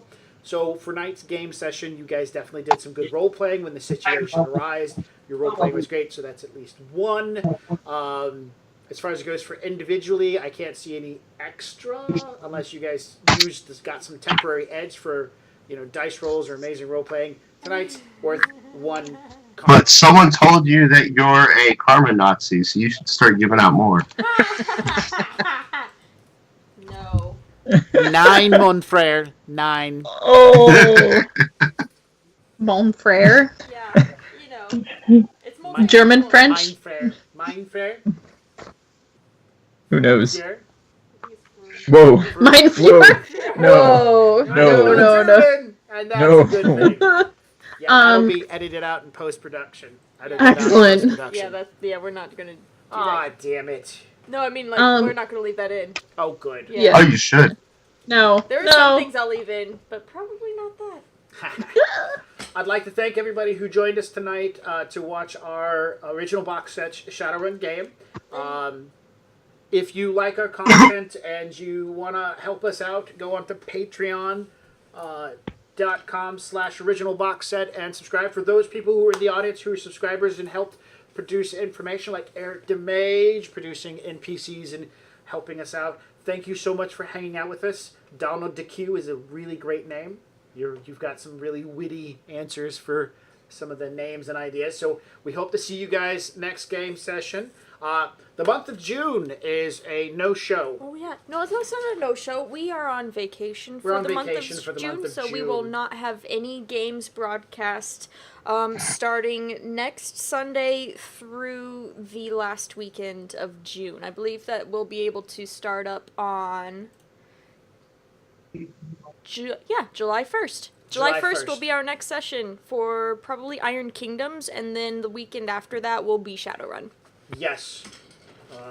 Which it's not currently listed on our calendar because our calendar has not been updated for that just yet. No, it has. Oh, it has. Oh, she's so good at this. I have, yeah, you just have to look.